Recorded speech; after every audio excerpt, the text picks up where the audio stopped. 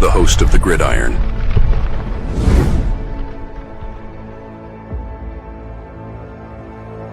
All right. Welcome to the Gridiron, baby. If you can give this video a thumbs up or maybe share this video, that would be absolutely freaking phenomenal.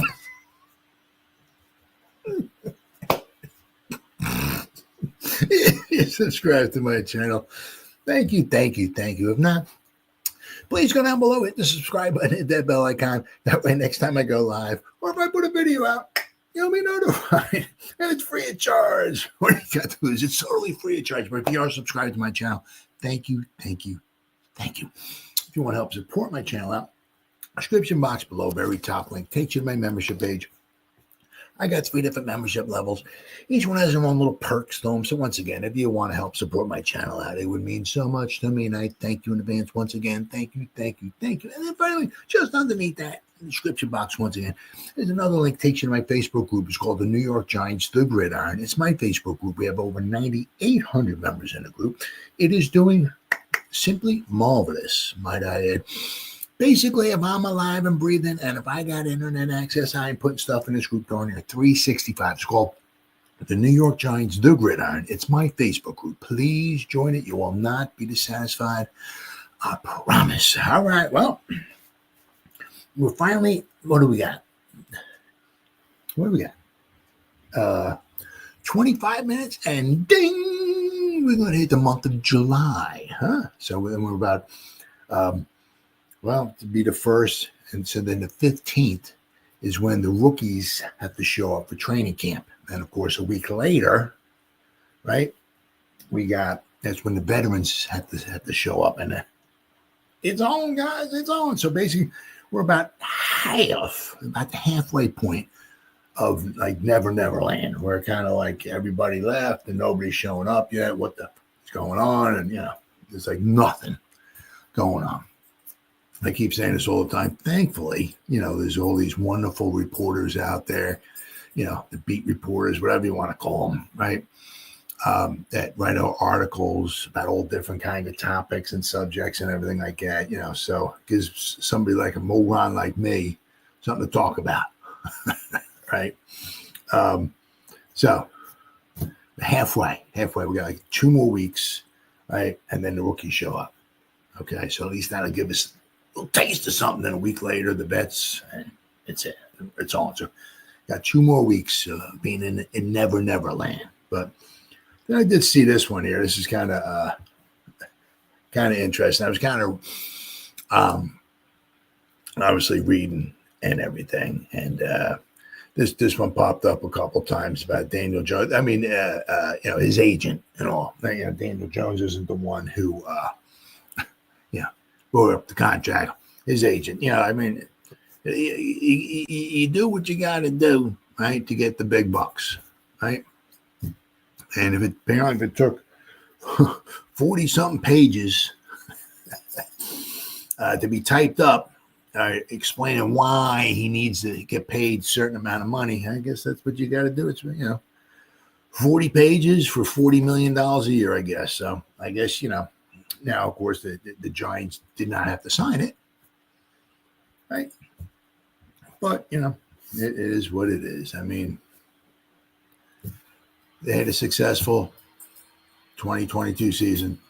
There was a lot of reasons why they had a successful 2022 season. They did not have the greatest, weaponry in the world. They relied a lot on, they won a lot of close games. They did not have a super duper, unbelievable tough schedule. As I would say, there were a lot of close games. They found ways to win it. Right, the Jaguar game, guy got tackled at like the 1 inch line as time ran out. Right, managed to back down, and I believe it was 2 of Aaron Rodgers' passes in his last drive. Right, 4th down and goal, like dropping back, it's knocked down, Giants. The shovel pass to Saquon as he got it back his way into the end zone, lands in the ground, throws the ball up into the stands. People, Giant fans are freaking out. We're 1-0. We actually won a game We're actually 1-0 for the first time in 300 years. Just a lot of close games. We found ways to win. That year, we beat the Eagles. So whatever they were, the Commanders, the WFTs, the WTFs, the Redskins, whatever they called them. We beat them. They were not good. They said, so we found ways to win some football games. Without a phenomenal, offense. We relied a lot on Saquon, right, and the running of Daniel Jones too. Which you got Saquon behind you, and you can run the ball. That opens stuff up. So, but of course, after that, everything kind of went downhill. I mean, you figure it's like, well, we were 9-7-1. If we can maybe add some weaponry or whatever, and get if we could stay healthy, which we couldn't in 2023. Maybe we can do about the same, right? But ever since we've been going obviously downhill since then. But it's like, well, Dable came in, first-year head coach.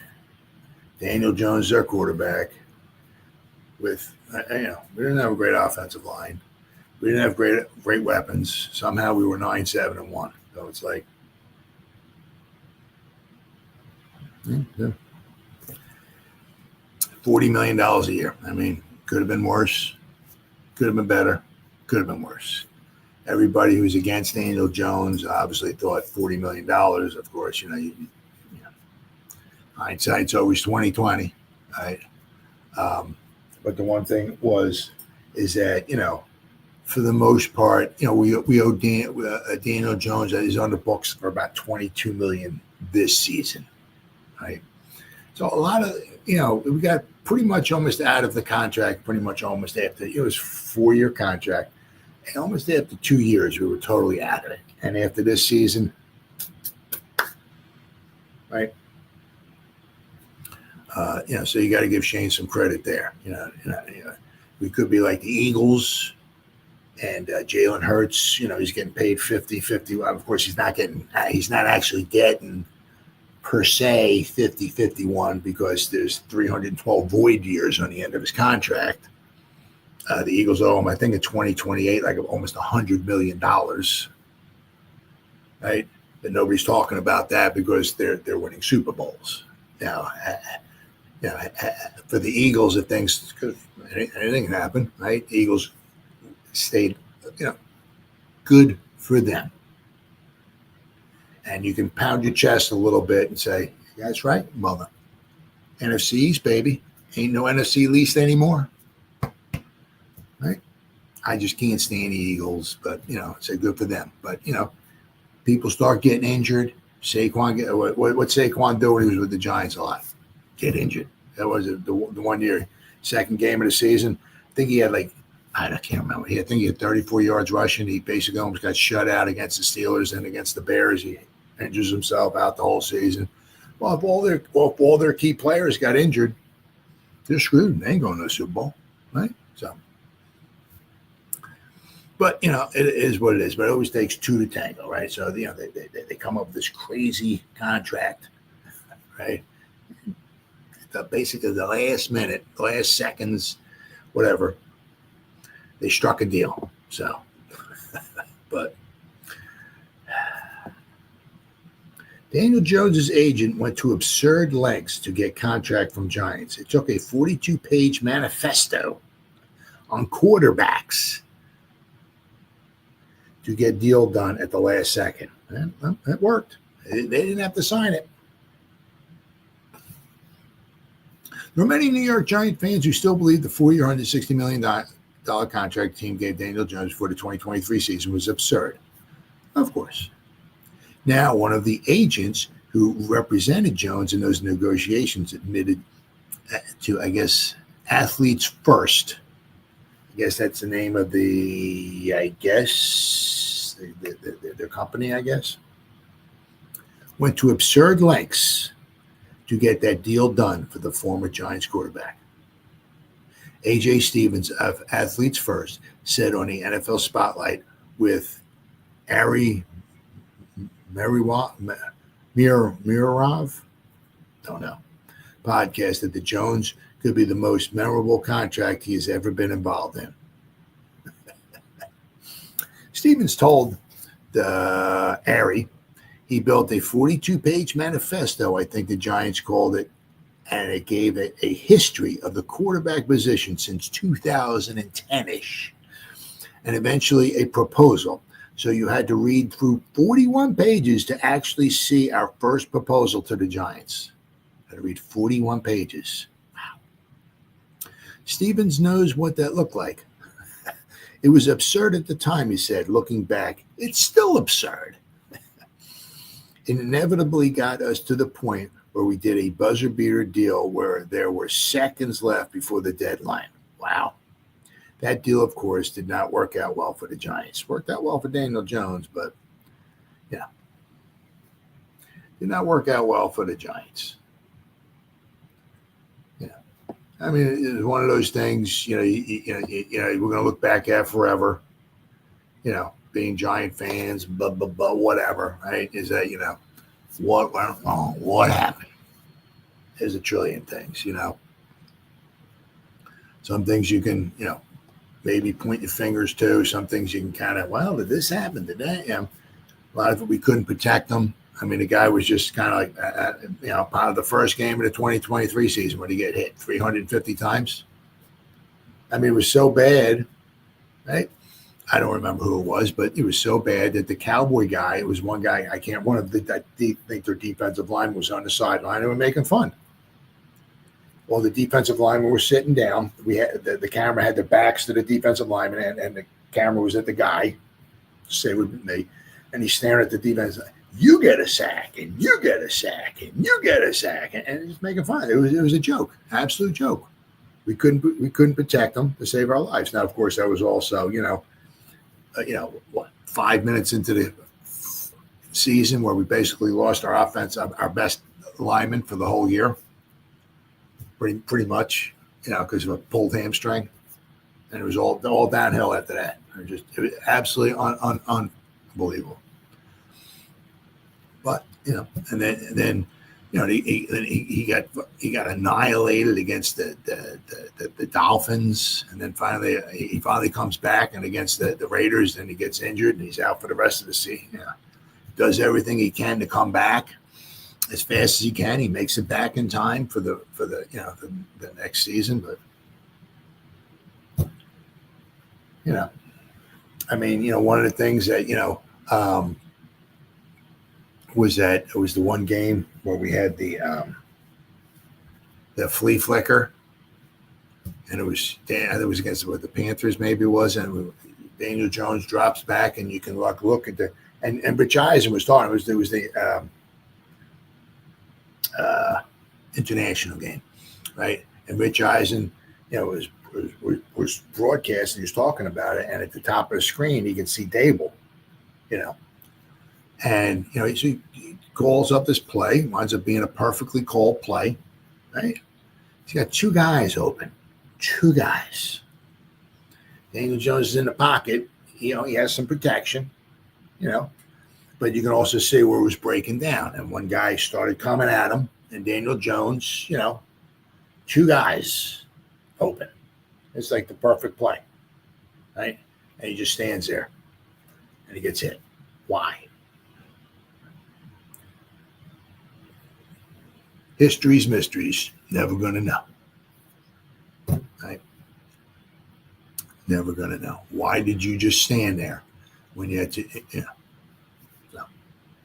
things you're just never going to know. Why did it go from 9-7-1 to a point where the guy standing in the pocket actually had some protection, and if he let the ball go when he should have, right? Maybe the guy might have got maybe a hand on him or something like that. But be planted. If he knew where he was supposed to go, he planted and released it. Maybe he's not even hit, right? Why didn't he? Why did he stand there like a deer in headlights until he got sacked. And Dable's at the top of the screen. Rich Eisen was talking about, you know, Rich Eisen talk on a show about this, you know. Yeah, Dable's going berserk. It's like, what the? Yeah, so what happened? But who knows? Was he just shell shocked? I mean, don't know. I mean, you know, getting hit, you know, and also, you know, in your mind too. Well, if I get hit, you know, one of the last times I got hit, I blew up my ACL. Another time I got hit, I think it was Ginkle. I mean, had the neck injury. Yeah, so if I get hit, I'm going to get hurt. You know what I mean? And it's not like, you know, like with Eli. Somehow Eli would get hit, but he would bounce up off the ground. You know, he had to have his helmet on sideways, shoulder pads pulled out of his jersey. He's kind of looking around like this, you know, puts the helmet back on. Some lineman fixes his, he gets back in the huddle. Eli gets hit, and he's okay. Maybe a little dazed or whatever. But yeah, keeps on trucking. Why can some guys get hit and other guys, you know, they get hit and they get hurt, but then they start getting maybe shell shocked. So once again, who knows? All right. And I got this other article. It's still absurd. The NFL agent who witnessed Daniel Jones' Giants contract talks drops a stunning insight into how it all happened. So it's basically kind of like the same thing here. The Jones era with the Giants was a forgettable one. They are looking forward to a potential future with Jackson Dart, with Russell Wilson and Jameson Winston as veteran options, as Brian Daboll tries to orchestrate a successful offense. Daniel Jones has since moved forward with his career. He spent some time with the Vikings last season as a backup. Now he's competing for a starting job at quarterback for the Colts. During his time in the Big Apple, Jones inked a massive 4-year contract extension that aged like milk. Simply, yep. Daniel Jones's contract discussion.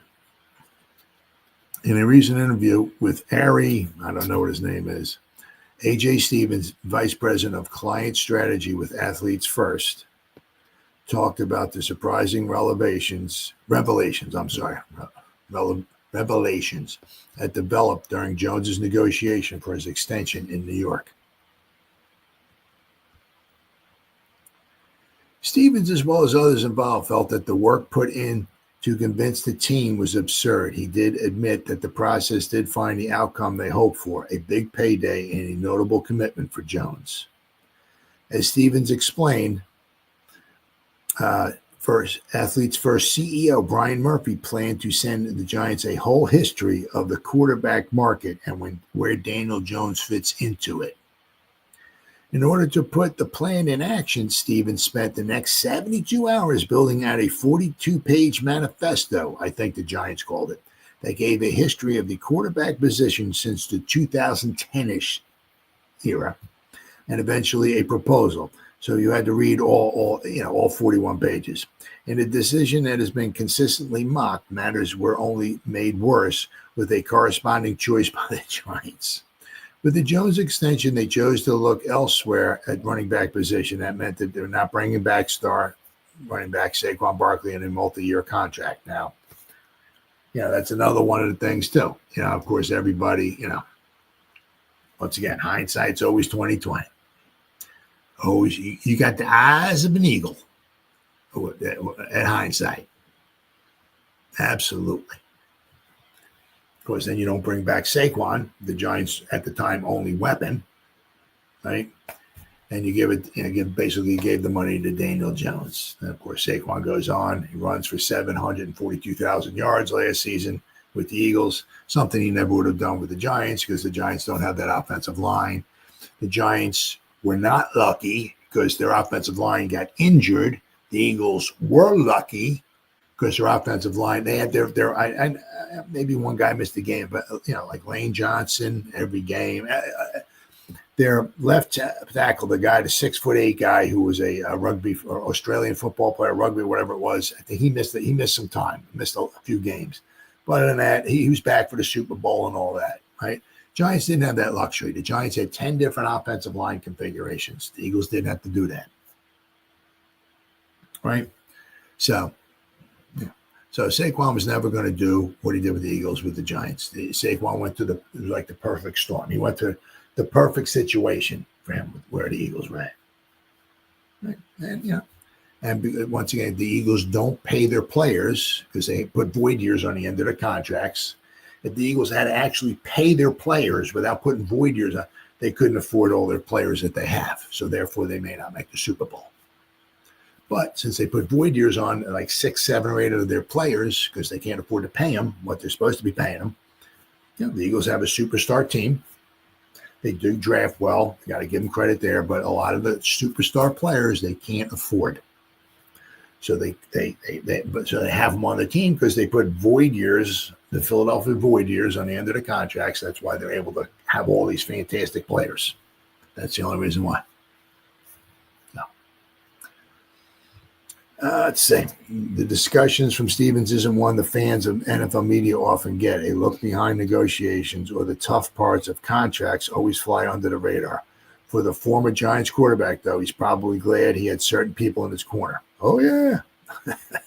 Absolutely. I mean, hey, once again, it always takes two to tango, right? And hey, you got to give his agents credit. The Giants, didn't sign Daniel Jones. I'm not sure where they were going to turn to. Right? I mean, they had Tyrod Taylor. I mean, they had Tommy Chicken Cutlet Parmesan. We had Tyrod Taylor. Tyrod Taylor didn't do too bad. Tyrod Taylor would have loved him in the starting quarterback for the Giants. His problem also is he gets injured as well too. But Tyrod Taylor would have done a very good job for the Giants, at least as good as Jones, if not better. And we'd still have Saquon on our team. But it is what it is. The Giants didn't want to go that route and whatever, so it is what it is. After the season's over with Daniel Jones and his contract will be off the books. Wipe our hands from it. The Darren Waller contract will be off the books. Wipe our hands with Darren Waller and his rap career. Then we can move forward. And hopefully we have, keep your fingers crossed with Jackson Dart because we don't want to be in Never Land again for another, 2, 3, 4 years. Is Dart the quarterback? He had a good game. Yeah, that good game. But then he had a bad game. And then, that other game was really bad. But then the 3 weeks before that, I mean, he had some touchdown passes. I don't know. Is he good? We going to keep him? Should we let him go? Should we sign a guy? I mean, hopefully we won't go through that. Hopefully we got Jackson Dart, and hopefully he'll be our guy going forward. So, right. We've been through enough bad over the past, since 2012. We've had a lot of bad. So hopefully somewhere along we start getting on the up and up. Now, the one thing, I saw this article here. Now they're talking about how to get more from Wando Robinson. You really can't. You ain't going to get any more receptions from him than what you had last year. Right? It was 92 or 93 receptions. You ain't get more. What you would like to do is get more. I guess what do you call it? The YPCs, yards per catch. That's what you want to get a little bit more out of, right? I mean, like 7.5 yards a catch. You figure you catch 90-something balls. You're not coming out of the backfield. It's like you figure if somewhere along the line you'd break a couple long ones, that 7.5 yards of reception would go up. It's like 93, 92, 93. Then with 7.5 yards, it's like he didn't even have 700 yards. I don't think receiving. You catch 93 passes and you don't even get 700. It's like. So, the one thing is that this was another article I seen maybe about a month ago, and I did a video on it. One of the things that Russell Wilson does not do, right, is throwing the ball over the middle. Sometimes that's Mr. Wandale likes to, winds up roaming. So, Russell is good launching them down deep, but, rolling out, right? But, standing in the pocket, a shorter quarterback, right? And trying to, fire over the middle. That's not, one of his strong suits, shall we say. So going to be interesting to see, what we can wind up doing with Wandale. Now, also Wandale, I'm going to read in this article, is, once again, one of those, I don't want to call it the Fab Four, maybe, I guess, right? Or, I don't know, Fab Five? I don't know. Yeah, man, Fab Five, right? Well, you got Micah McFadden, you got Flott, you got Belton, you got Bellinger, and you got Wandale, right? Right? I mean, who's staying, who's going, right, after the season's over, because all their contracts are up, right? So, I mean, this is, Wandale's been relatively healthy over the past couple of years, which is good.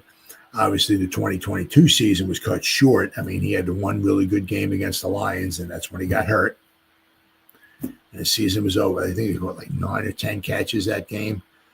That was the game we got, the Lions came in our place. I think it was after our bye week, I think it was. We came in, the Lions had a losing record. But that was right around there. That's when the Lions started taking off, started really doing really good. And then obviously been doing really good ever since. But that was the game that Wandale, kind of broke out. Then he got injured. But of course, also one of the things too was that, the first game of the season against Tennessee, I think he caught his first catch and he got injured. Then he missed like a week or two, whatever it was. And he came back and then he played a couple games, I think it was. And then we played against the Lions, and that's when he got injured. He was out for the rest of the season. But he's been, coming back in the 2023 season, after that injury, maybe wasn't quite up to speed. Usually a lot of times they when you want to get injured, sometimes maybe it's that second season where, where you start to get back more to yourself, if not better. So, and we saw last year, not a very good offensive line. We had 312 different quarterbacks play for us last season. Tommy Chicken Cutler Parmesan, Mr. Boyle. So I mean, we had 10 different offensive line units. We had no Saquon, nothing like that, and somehow managed to catch 93 passes.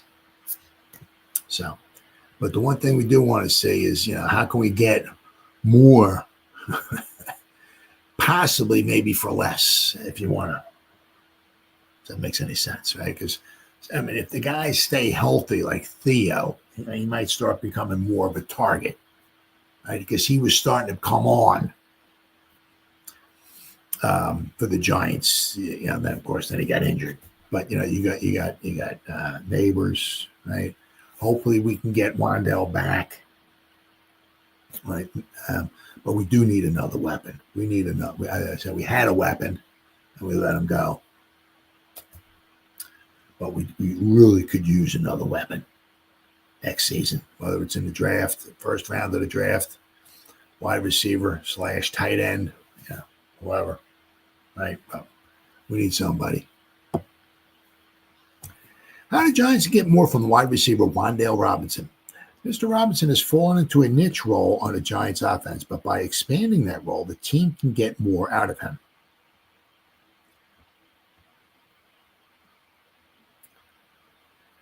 Mr. Robinson was a busy fella last year. Robinson, the team's second-round draft pick in 2022 out of Kentucky, logged at career highs in targets, 140, 93 receptions, only 699 yards, and 3 touchdowns. And yet his yards per reception, 7.5, was among the lowest in the league. What's interesting about Robinson's production is that 78.5% of his snaps came from the slot. So 3/4 of his snaps were in the slot. Or almost 4 out of every 5 plays. 3 out of 4 to 4 out of every 5, right? Are in the slot. which one would think would make it harder for a quarterback to find him among all the activity in the middle of the field. However, that wasn't the case, as the Giants had tall quarterbacks trying to find him last year, and they were doing so with success. But the quarterback is going to shrink a little bit this year, especially in the beginning of the year, Mr. Wilson. This year, however, it comes as no surprise that Robinson hopes to get more snaps on the outside. Projected starting quarterback Russell Wilson lacks ideal height for a quarterback, which could explain why Wilson more often than not tends to throw outside the numbers rather than in the middle of the field where there is more traffic and a higher chance of a miscue. And one thing, that Wilson does very well, is he protects the ball.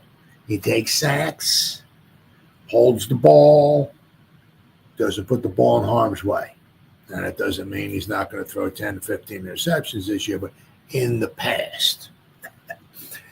That's why he likes to roll out a lot, get away from the pocket, so he can see down the field, right, instead of standing in the pocket. But a lot of times, if he sees danger, Will Robinson, danger, he holds onto the ball, takes a sack, instead of throwing the ball in harm's way. The numbers support that notion. According to Pro Football Focus data, in the last 2 seasons, Wilson has thrown 7 of his 13 interceptions on pass attempts between the numbers. So, and he doesn't like to throw the ball, right? So, more than half of his interceptions, right? But over the past 2 seasons, he's thrown 13 interceptions, so 6 or 7 a season.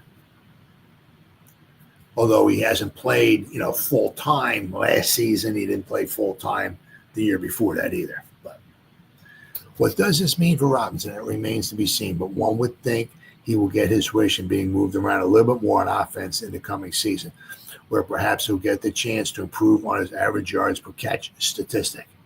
Now, it'd be interesting to say, right? Like, if, like Neighbors, right? He can get open anywhere, right? I'm not sure, I'm saying, who they're going to want, who else would want to put in the slot on a majority basis or something. But I mean, if you got Malik, you can only have so many guys on the outside. You got to put somebody in the slot. You can't have, 3 guys all, they have to be off the line of scrimmage. So, but I mean, if anybody can figure something out, it would be Dable. So. He's only 5'8", 185 pounds. This is his 4th year and final year of his contract. So one of the things, I'll be looking at also is, next year the Giants going to have their draft class. They're going to have to sign, but how many of these guys from the one draft class that they have, right, the 2022 draft class, which had its ups and downs, right? Are they going to wind up bringing back? I mean, you're looking at Evan Neal. Right? They have to, if they're going to re-sign him, right? They don't have to worry about Kayvon because they picked up his 5th-year option. So they already he's on the books for next year. Okay. I'm going to talk a little bit more about him in a little bit here. But, so we got Neal. You got Belton. You got Flott. You got McFadden. You got Wan'Dale Robinson. You got a lot of guys that they,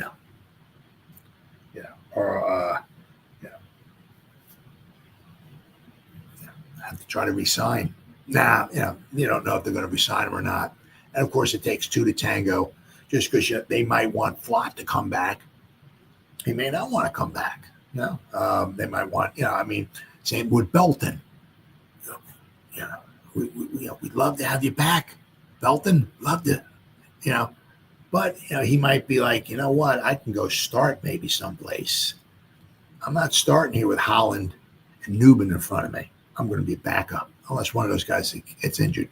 I'll get some snaps. I'll get some, I'll get on the field. Ain't no doubt. I'll special teams and all that. I'm getting some snaps. Absolutely. Three safety packages. I'm the man. I'm on the field then. But I might want to start. So same thing with, you don't know what McFadden, right? And McFadden, has a good year this year. But he's like, when it comes time for the contracts, it's like, they drafted this dude by the name of Abdul Carter, and anytime they want all those guys on the field. He's an off-ball linebacker, middle linebacker, whatever you want to call him. So that means that I got to come off the field. I don't really like that.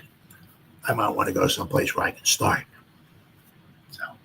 So the Giants, the Giants have some money, but if they're going to bring back some of these guys, and I hope Wandell's one of them. I mean, ABCD Lamb, he didn't say Wandell. He was talking about he was on somebody's podcast. I don't know which is 335 trillion podcast. I don't know, because I'm a moron. I don't remember who it was, but somebody asked him who's best. Top 5 wide receivers were in the NFL. Wandell wasn't on there, but he did. After he said the 5 guys, he stepped. He said, Wandell Robinson. He said his routes. He said they're crazy. Yeah, he threw him some praise. Guy in your own division. The dude's a stud. Ain't no doubt about that, right? A lot of times he's in the slot. Right, so comparing slot to slot. He said, he's looking at Wandell. He said he runs some good routes. So, but I mean, hopefully we can get him back. But so Robinson easily enjoyed his best season as a pro, playing all 17 games, 93 catches. Robinson has been on an upward arc since arriving as a second-round pick 3 years ago. Now we brought back Slayton, right? Why don't we bring back Robinson? But we need to add to it. We have to add to it next season. Without question. What we didn't get to see much from Robinson were some of the deeper routes that he's capable of running, as most of his receptions were sit down and hitches. The hope is with an upgraded quarterback that changes. An underrated part of Robinson's game was his toughness. Because of the types of routes he ran, he was often whacked by an incoming defender, a big reason why Robinson's yak and average yards per catch were so low. But give the young man some credit for hanging in there and taking the hard hit. Now, Robinson is entering the final year of his 4-year rookie deal. Basically, we're just paying the dude $2 million a year. Caught 93 passes last year for $2 million. Can you say the word bargain? Huh? It will also count for an additional $782,000, which is the final fourth of his prorated signing bonus. So Robinson does not have any guaranteed money owed to him this year, but he's likely in no danger of losing his roster spot and will count for $2.6 million against the team's salary cap. So $2.6 million. I mean, that's freaking nothing. You can easily look for, close to double digits, if we're going to bring him back. Robinson told reporters this spring that he hoped he'd be moved around more in the offense. We'd fully be on board with that. As one of the drawbacks with Robinson's working mostly out of the slot, was that he would end up getting lost in the traffic, given that he's not exactly the tallest receiver out there. Yep. Giants need to take better advantage of Robinson's intermediate route running skills. He's just as capable as anyone of moving the chains, but the quarterback play has held him back. The hope is that with a more precise thrower in Russell Wilson throwing the ball, Robinson, who has a minuscule wingspan, as it is, will be able to haul in a few more balls, including some deep throws. Well, I don't know about hauling in, more balls. I mean, hey, dude, if he's going to catch more than 93 balls in the season, hey, where do I sign? Sign me up for that. As long as we're not taking away from Malik, right? And let's not forget about Theo, right? Let's not forget, obviously, the running backs, Scatterboo and Tyrone Tracy. Those guys can catch the ball. And let's not forget about Slayton. You brought the guy back, right? And then hopefully maybe we can have a Jalen Hyatt sighting. Wouldn't that be wonderful? More than 8 catches this season would be fantastic, right? For the third-year receiver. So, 93 receptions. I mean, that's we had 2 guys. Between the 2 guys, between Malik and Wandell, they had over 200 receptions between them. I had that before. 2 guys, combine them together, have over 200 receptions in a season. I didn't know what happened. We had that last year for a 3-win team. Now, a lot of it also is because when you're down 312-0 halfway through the game, well, you don't want to establish the run. let's chew the clock up. Let's establish. We're down by 87 touchdowns, but if we establish the run, then we got him. Then we can come back. You have to throw the ball. It is what it is. But, I mean, if the guy can catch 70 passes, 80 passes, sign me up for that. And I say, because, we got to take advantage of some of the other guys that we have. But can we average more than 7.5 yards for reception? I mean,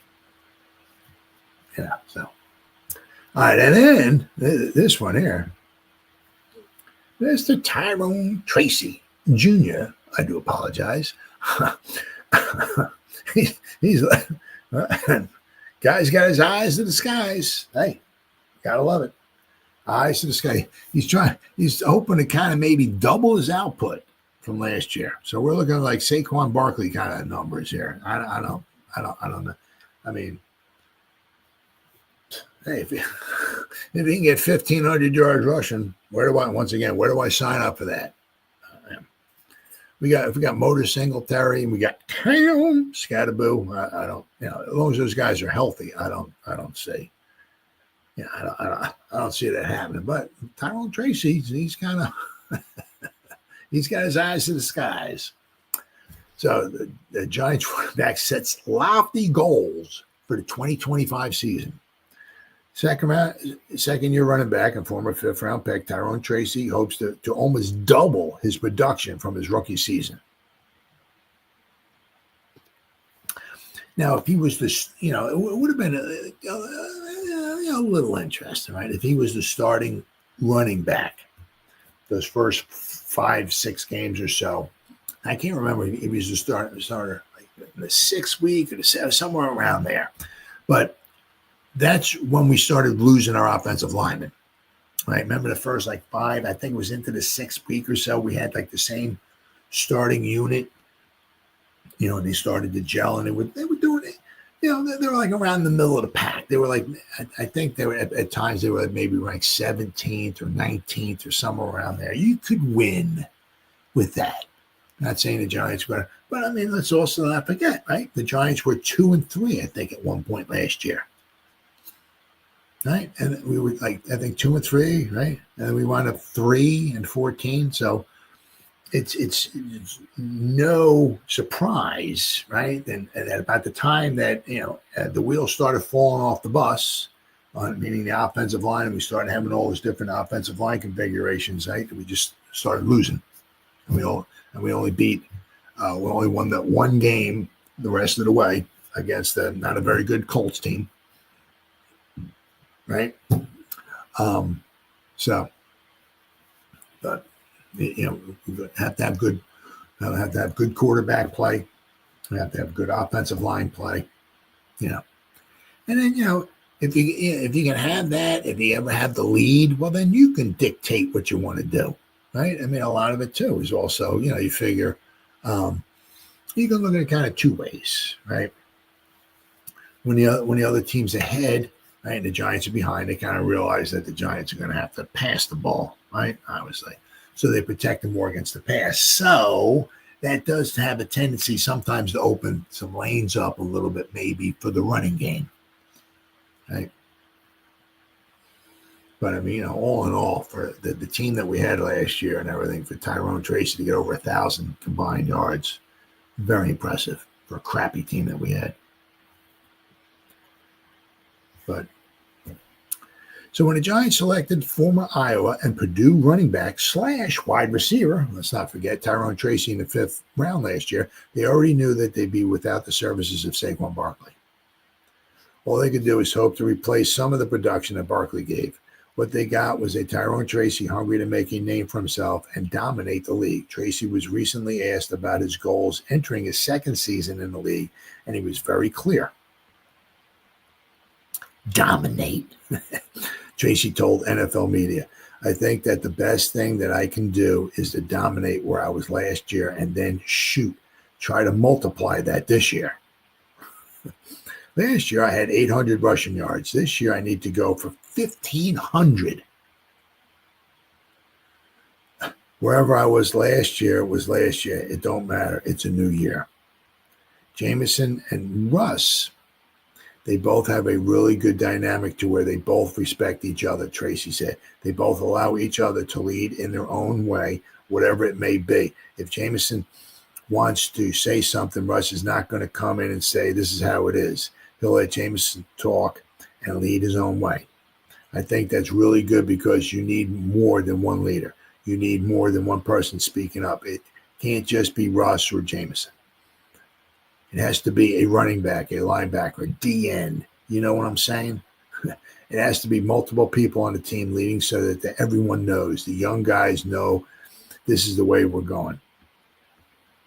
So, I mean, I hope so. Sign me up for that, right? But I mean, the thing is with Cam Scatterboo on the field, he's gonna want to get his reps. You remember last year, right? We had Tyrone Tracy and we had Devin Singletary, right? And then you had like Eric Ray, right? This year, you got Tyrone Tracy, you got Motor Singletary, and you got Cam. So now you got like a three-headed monster. I'm not saying, I don't know if anybody remembers, I'm not saying it's like, back to 72 Dolphins when they had Kick, Morris, and Zonka. All guys would share the ball, and, each guy would get, a bunch of, Mercury Morris and Larry Zonka were the first duo in NFL history in 1972 to both get over 1,000 yards rushing. I'm not saying that. But it's a nice three-headed monster to have. I said, once again, it would be nicer if we had Saquon in there, right? But, this would be unbelievable. We had Saquon, Tracy, and Cam. Ooh. But, we have a nice three-headed monster in there. We're all going to want to get some rushes in there. I said, I don't know, where Gray's going to be or where Turbo's going to be, Miller. One of those guys is going to go on the practice squad. So, I don't see any way at all. We're keeping 4 running backs on the roster. Especially if we're going to keep maybe 4 tight ends. So we got a nice three-headed monster going there, for running backs, Cam's going to want to get on the field. He's going to be jonesing. He's going to be on the sideline going through convulsions that he's not on the field running the football and stuff like that. So got to get him some carries. Tracy, broke a couple last year, right? Seattle, I know Pittsburgh. I think there might have been another one. He had a nice long run.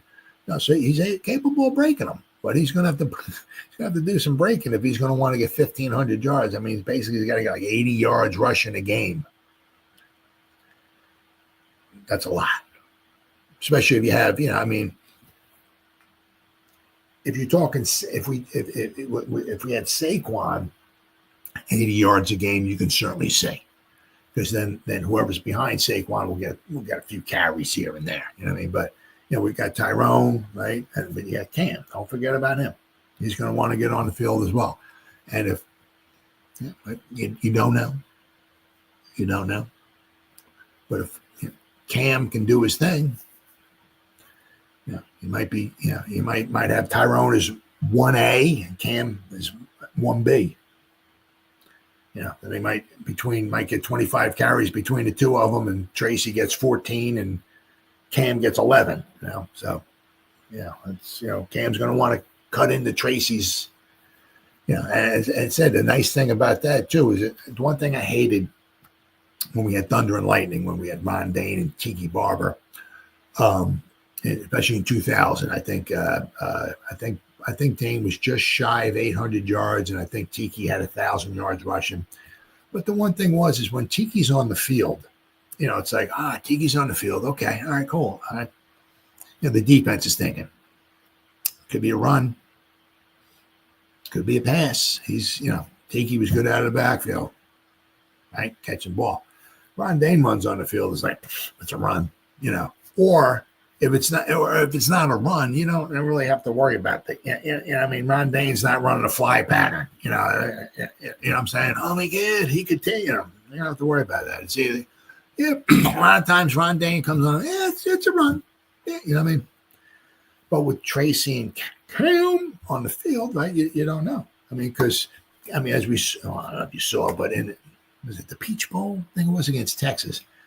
Cam caught a ball. Cam ran with the ball, and Cam threw a ball. Cam threw a touchdown pass. Wasn't the prettiest thing in the world because I think it was well underthrown. The receivers, they got the defenders running with them, but the receivers looking back at the ball, right? And it was underthrown, so he had to come back and get the ball, and he kind of got away from the defenders, and he ran in for a touchdown. It wasn't pretty, but he can throw, but he can catch, and he can run. So we got two, running backs. Anytime they're on the field, right, you can either run or catch. So that's huge. That's huge. Now Tracy probably might have the advantage over Cam maybe a little bit because he was a wide receiver, right? But Cam can catch the passes, so it's going to be interesting to see. But like I said, if Tyrone Tracy winds up running for 1,500 yards, sign me up for that. But for him to run for 1,500 yards, there's one small detail we need to worry about.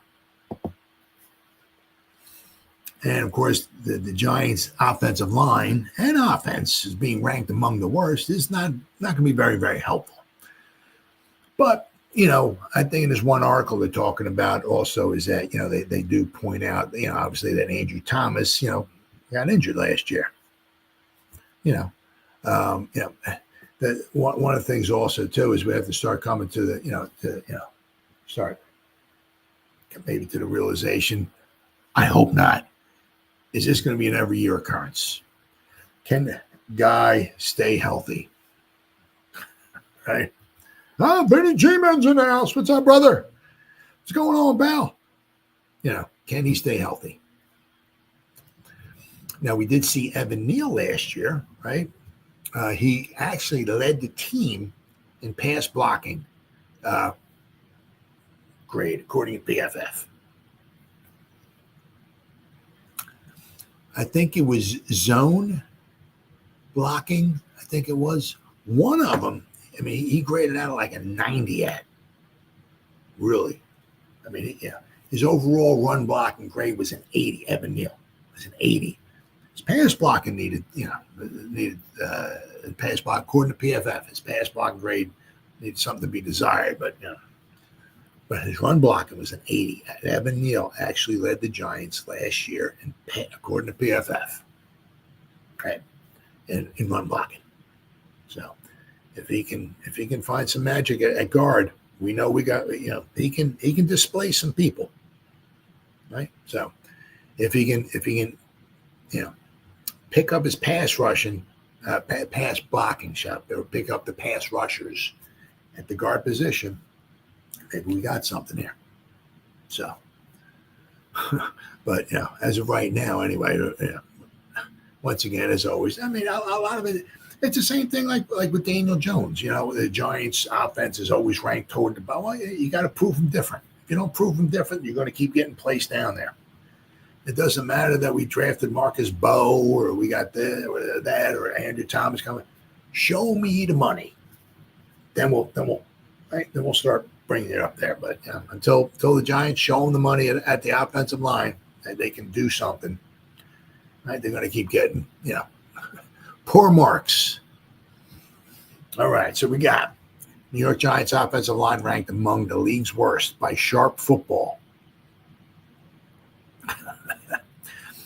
Giants are hoping their returning starting offensive linemen are more cohesive in year two. Now, I said this before. One of the weird things, right, is that usually when you're 3-14, it's like we suck. We just straight up trash, right? We need to make some changes. Nope, not the Giants, right? We got the same offense, the same wide receivers. We got in a little Jordan Humphrey, but the top four, right? Hyatt, Slayton. We brought Slayton back. Robinson, Malik Neighbors, right? We got all the same tight ends. We did draft Fedoni. I'm very excited to see him on the field, right? But we got basically, Dulcich, right? Manhurts, Bellinger, Johnson. We got the same running backs, right? We got Eric Gray, Turbo Miller, Motor Singletary, Tyrone Tracy Jr. We did draft Cam, right? Almost the same offensive line. We sucked last year. We sucked on offense. We bring the same offensive line. Yeah. So it's usually, usually it's like you make some changes. No, not the Giants. So, obviously they had to make some type of a change at quarterback, which they did. So we got, whatever, 95% chance that, Russell Wilson will be starting quarterback week 1.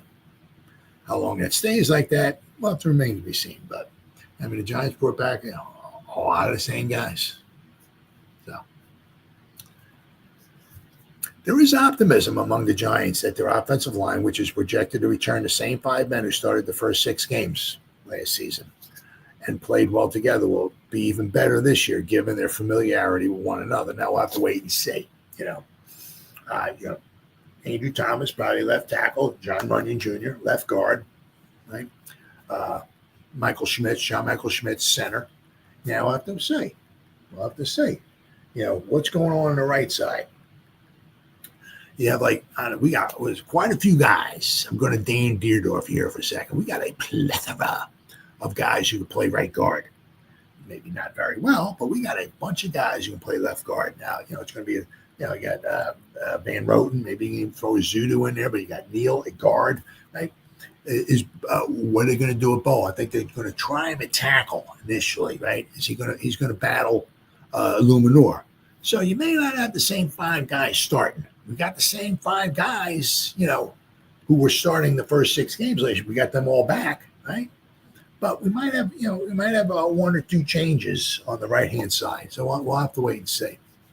But apparently the return of left tackle Andrew Thomas, left guard John Runyon Jr., and center John Michael Schmitz, right guard Greg Van Roten, and right tackle Jermaine Illuminora as the projected starters isn't enough to convince the sharp football analysis that the line will be any better than it was last season.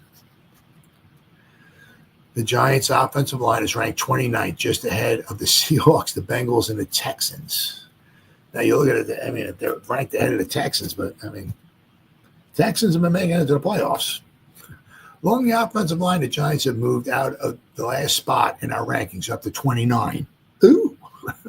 The analysis noted left tackle Andrew Thomas was limited to just 6 games in 2024 and has yet to follow up on his outstanding 2022 season. What the analysis fails to mention is that Andrew Thomas has also been limited over the past 2 years by injuries, which has limited him just to 16 games played. Health aside, it's hoped that new quarterbacks Russell Wilson and Jameson Winston, both of whom have been known to get rid of the ball quickly, will help with making the offensive line look much more deserving of a higher rank once the season gets underway. Well, we will have to wait and see. And then Giants offense gets no love in the preseason ranking. The Giants offense still has many doubters going into the 2025 campaign. There's not much more the Giants could have realistically done to upgrade their defense. They overhauled the secondary by adding a Debo and Holland. They fortified the edge with Abdul Carter and Chauncey Golston. Don't forget about him. And drafted a potential 3-down player with Mr. Darius Alexander. These moves communicate a clear plan to restore the hard-hitting defensive identity that propelled the franchise to past success. Conversely, the offense is submerged in a sea of uncertainty. Besides remarkably dynamic wide receiver Malik Neighbors, this unit is not impressing many people. This includes Pro Football and Sports Network, who went a step further in their NFL offensive rankings, despite expressing some optimism about the long-term state of the Giants' offense. Pro Football Sports Network has doubts about the unit's efficacy for the 2025 campaign. The media outlet slotted New York's offense at number 31, with only the Browns making a lower. Considering the bewildering and indecisive approach that the organization took when constructing its offense this spring, that is not a great company to keep. It would seem that rock bottom has already occurred for the Giants. bottom 2 grade in 3 of the past 4 seasons. They aren't loaded with immediate potential, but skill players like Tyrone Tracy Jr. and Malik Neighbors showed enough to have us encouraged about the future. While there are certainly inconsistencies that must be smoothed out in the pass-catching group and offensive line, the quarterback situation is reasonably occupying much of the public's attention because of the seemingly limited ceiling at the top of the depth chart and the unrefined talent at the bottom. Many analysts are skeptical right now. But Wilson and Winston are placeholders at the quarterback position. How the 25th pick in Jackson Dart develops will go a long way toward determining how effective this rebuild will be. In a perfect world, he gets live reps in a low-risk environment this season and is positioned to enter the 2026 season as the quarterback's unquestioned number 1. So Neighbors, Tracy, and the rest of the offense will need to establish a good rapport with Dart, considering how important he is to the team's overall outlook. But perhaps a former Super Bowl champion like Wilson can help them make progress in the present. With a penchant for throwing the ball downfield, the 36-year-old can maximize Neighbors' playmaking versatility, position Darius Slayton to become a more reliable secondary receiver, and enable Robinson to expand what has been a relatively shallow skill set to this point. The aerial game should be more exciting than the one that posted a meager 11.1 explosive pass play percentage last season per Pro Football Focus, and the rushing attack should also be more well-rounded. Then we got, don't forget, if Cam Scatterboot can pick up the offense quickly and missing most of the spring workouts, he can join second-year running back Tyrone Tracy Jr. in forming an impactful duo by year's end. In the meantime, veteran Devin Singletary is also still in the mix. None of this promise will come to fruition without sufficient protection up front. However, given the depth that General Manager Joe Schoen acquired in free agency and through the NFL draft, the O-line should hold up better than it has in the last few years, assuming left tackle Andrew Thomas stays on the field, that is. Additionally, credibility, a little luck, natural development, and a refocused head coach, Brian Dable, can allow the Giants to surpass PFSN's low expectations next season. Even in optimal conditions, though, the defense should overshadow the offense. Oh, absolutely, without question. But we know we got the defense, you'd hope, right? I mean, if this defense doesn't, do good, I'm not saying we got to be the 85 Bears or the 2000 Ravens or the 86/90 Giants or the 27 Giants. We gave up 20 points in 13 games in 1927. We gave up 1.5 points per game in 1927. Not too shabby. And we didn't give up a single field goal all year, 1927. I'm not saying we got to be, but, if we're not, if we like a top 10 unit or something like that, I think we need to say bye-bye to Mr. Bone. We got to get somebody in here who can get the best out of these guys because we got a good defense. So we got a good defense, right? Okay, so let's start working on the offense. Maybe next season. Now, after this season's over with, it's going to be good. Because we know, hopefully, we have the quarterback, hopefully, for the future, right? Then you step back and it's like, okay, where are our holes at? We need another explosive player. We really could use another explosive player. We need another person on the offensive line, right? Let's attack that either in free agency or in the draft, right? But a lot of it's like show me the money. Show me you can score some other points, and then we'll start, giving you a better ranking. Once again, it's not like, Shane and Dable and Mr. Mara like, oh my God, they ranked us so low. I guess we don't even want to play this year. They don't give a, you know what I mean? But if you ever want to get some love here, you got to score some points. So I want to show. Let's see here. Where are we at here? Pop this up here.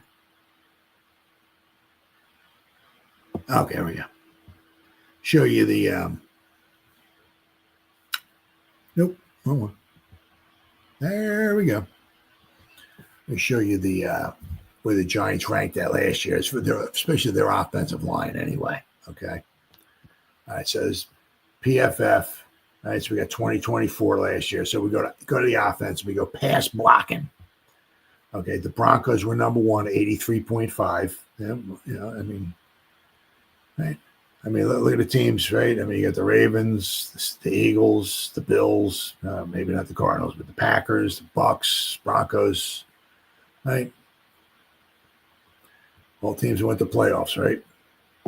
So, but the Broncos are number one, 83.5. Okay. And the Giants, of course, whoops. 1, 2, 3, 4. Okay, 4. The Giants, of course, were number 29, pass blocking, 57.6. Right. Now they were ranked higher than that after weeks 5 and 6 or whatever. I said once Andrew Thomas got hurt, the wheels started falling off the bus, and we started having all those different line configurations and all that, and everything just went downhill after that. And it would with almost any team.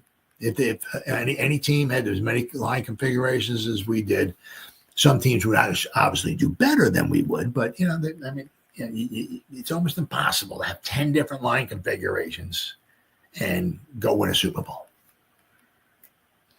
Right? All right. So the Giants were 28th. I said 29th, 28th in pass blocking. Okay, so then we go up here. This is all, once again, all according to PFF. Run blocking, right? 1, 2, 3, 4, 5, 6. All right, so run blocking. The Falcons were number one, 82.8. Falcons always usually have a good offensive line. Usually their offensive line grades are usually really, really good. Same thing with the Lions, of course, the Eagles, right? So we got, the Falcons are number one, and then we got the Giants. Giants were 23, okay?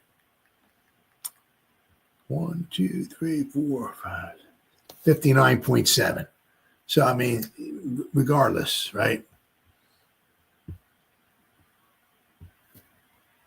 Right? According to PFF. So I'm going by, right? Neither one of their grades, their pass block as a team, pass blocking and run blocking, neither one was a 60. Neither one was in the top, middle of the, middle 15 to 16 or 17 or like, So the pass blocking, which we did a lot of, right, was way down there. So it's not a lot of it's also, how the guy's going to play and all of that. Sure. But also it's a lot of it. You get down on your knees and you pray to sweet dear baby Jesus.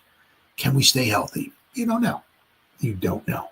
You can do everything. We can have the greatest. You can go back in time, get the greatest 5 offensive linemen ever in their prime at each position. And you're like, yo, we got a good team. If they ain't staying healthy, don't matter who you got there. It doesn't matter, right? So are we going to be able to stay healthy?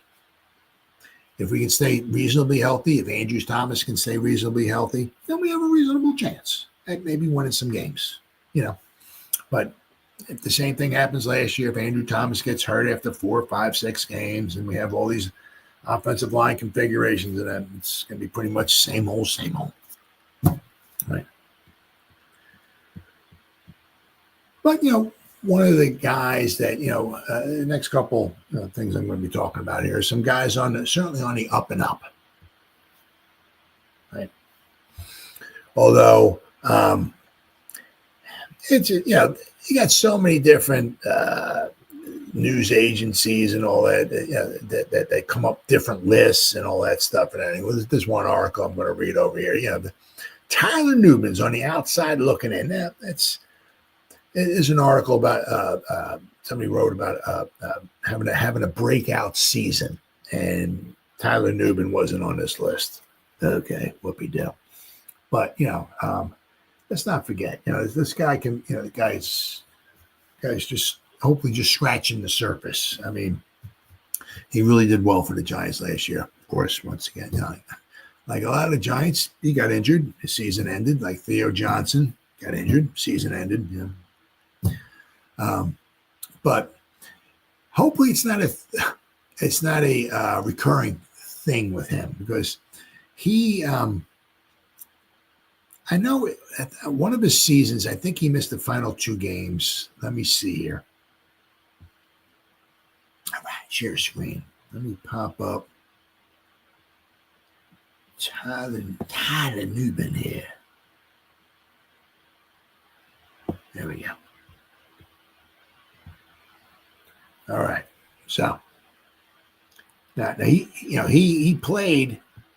He actually played 5 seasons because he went back because the COVID year. So a lot of guys wound up going back for like a 5th year, and that was him. So he had a lot of snaps. He played a lot. Okay. Now this is here. That's his 2020 season. But if you look at 2023, right, his last season. Okay, let me shrink this a little bit here. Right. I mean, he played. I think they said he missed his final. One of his seasons, he missed the final 2 games, I think it was. But if you see here, he played week 1, 2, 3, 4, 5, 6. I think week 7, he might have had a bye. 8, 9, 10, 11, 12, 13. Yeah. So, he played a lot. Right. It wasn't like it was a long-term season-ending injury or anything like that. Right. 2022, you look here, right? He played 1, 2, 3, 4, 5. I think week 6 they had to bye 7, 8, 9, 10, 11, 12. Right? You get weeks 2021. Okay. You see, I mean, he played a lot. 1, 2, 3, 4, 5. Once again, I think 6 they had like a bye week. 7, 8, 9, 10, 11, 12, 13. Then he played a bowl game. So, I mean, he's been relatively healthy, for the most part. They said he played a lot. So if you look here, he played 5 years. Now, obviously, his first season in Minnesota, he only played on defense, grand total 26 snaps. But you'll notice in 2020, snaps went up, and he played 652, 569, 768. So he's been relatively healthy. Okay. So hopefully, what he had, his injury that he had last season is just kind of, hopefully something that won't happen all the time. I mean, because I think we got a nice 3-headed monster back there. I'm not saying it's the greatest unit of all time or nothing like that, but it's a nice unit between Holland, right, who's an experienced veteran, who's very good. Got Newman, right? He's going to be in his 2nd year. You guys coming on the up and up, right? And we have Belton now. Once again, are we going to be able to keep Belton after the season's over with? We'll have to wait and see. But we got some nice safeties back there. All right, let me find here. Okay, so Tyler Newman, he was left off the PFF's all-breakout team. Oh, well. Newman might just sneak up on a few people this year if he stays healthy. Giants had little to celebrate last season, but an impressive 2024 rookie class, yes it was, gave fans some hope for a brighter future. While dynamic wide receiver Malik Neighbors headlined the group, one cannot forget about the skilled defensive backs who made a noticeable impact, including Tyler Newman. Yeah, our 2nd and 3rd round picks. Very good. Well, Pro Football Focus seemed to do exactly that when assembling its 2025 all-breakout team. PFF's Bradley Locker filled the safety slots with Kansas City Chiefs' Jaden Hicks and Theo Jackson of the Vikings, omitting Newman from the list. A day 1 starter who impressed more than his physicality than his coverage skills. Newman was constantly tough and fast to the ball, tackling hard. He did an exceptional job filling holes against the run, and at one point produced 3 straight 12-tackle efforts. That was toward the end of the season. Let's see. Let me see here. Those 3 straight 12-tackle. Let's see here. Go NFL. I think it was just before he got injured. He had, let's see here. Okay, week 13 against Dallas, according to PFF, he had 9 tackles, 3 assisted. Week 12 against Tampa Bay, 8 tackles, 4 assisted tackles. And in week 10, I guess we had our bye in week 11 against Carolina. 8 tackles, 4 assisted. So he had 3 straight 12 tackle games. Then it looks like in against Nolans, that's when he got hurt. He only played in 37 snaps. Up to that, I mean, he played 55, 72, 67, 56, 56, 53, 66. You know, I mean, so he was out there. Against the Saints, that's when he got injured. He only played 37 snaps. He had 4 tackles, 1 assisted. He basically played half the game. Right? But, you know, before the game he got injured, he had 3 straight 12 tackle games. Not too shabby. Let's see here. You know. Now, according to PFF, he got targeted 26 times. He gave up 19 receptions, a 73% completion percentage. So, you know, hopefully that's something he can work on, right, and get better at as time goes by. But, you know, it is undoubtedly his coming up and filling a hole and all of that and everything. You know, him I'm going to be talking about Phillips in a second here, too. I mean, those 2 guys, right, 2 fantastic. I mean, the first 3 picks. I mean, just, right. Tracy in the 5th round, good pick. Of course, Theo Johnson, was coming on. He was coming on, too. But, I mean, his first 3 picks were really good last year that we had. Let's see. The 24-year-old finished second on the Giants defense with 57 solo tackles. He also totaled 4 tackles for loss, a forced fumble recovery in 13 games before an ankle injury forced him to the injured reserve list. Newman hasn't scratched the surface yet. General Manager Joe Shane diligently renovated the defense, but he also expecting returning players to take a distinguishable leap forward next season. Now, the object is, right, what you're trying to do, right, is that usually, you know, which especially what Shane says, and I've heard some other people talk about this too. By year 3, that's pretty much what you're going. You're pretty much at your ceiling. Boom, right? But from year 1 to year 2 to year 3, you should be kind of going up, right? So I mean, Phillips was pretty impressive last year.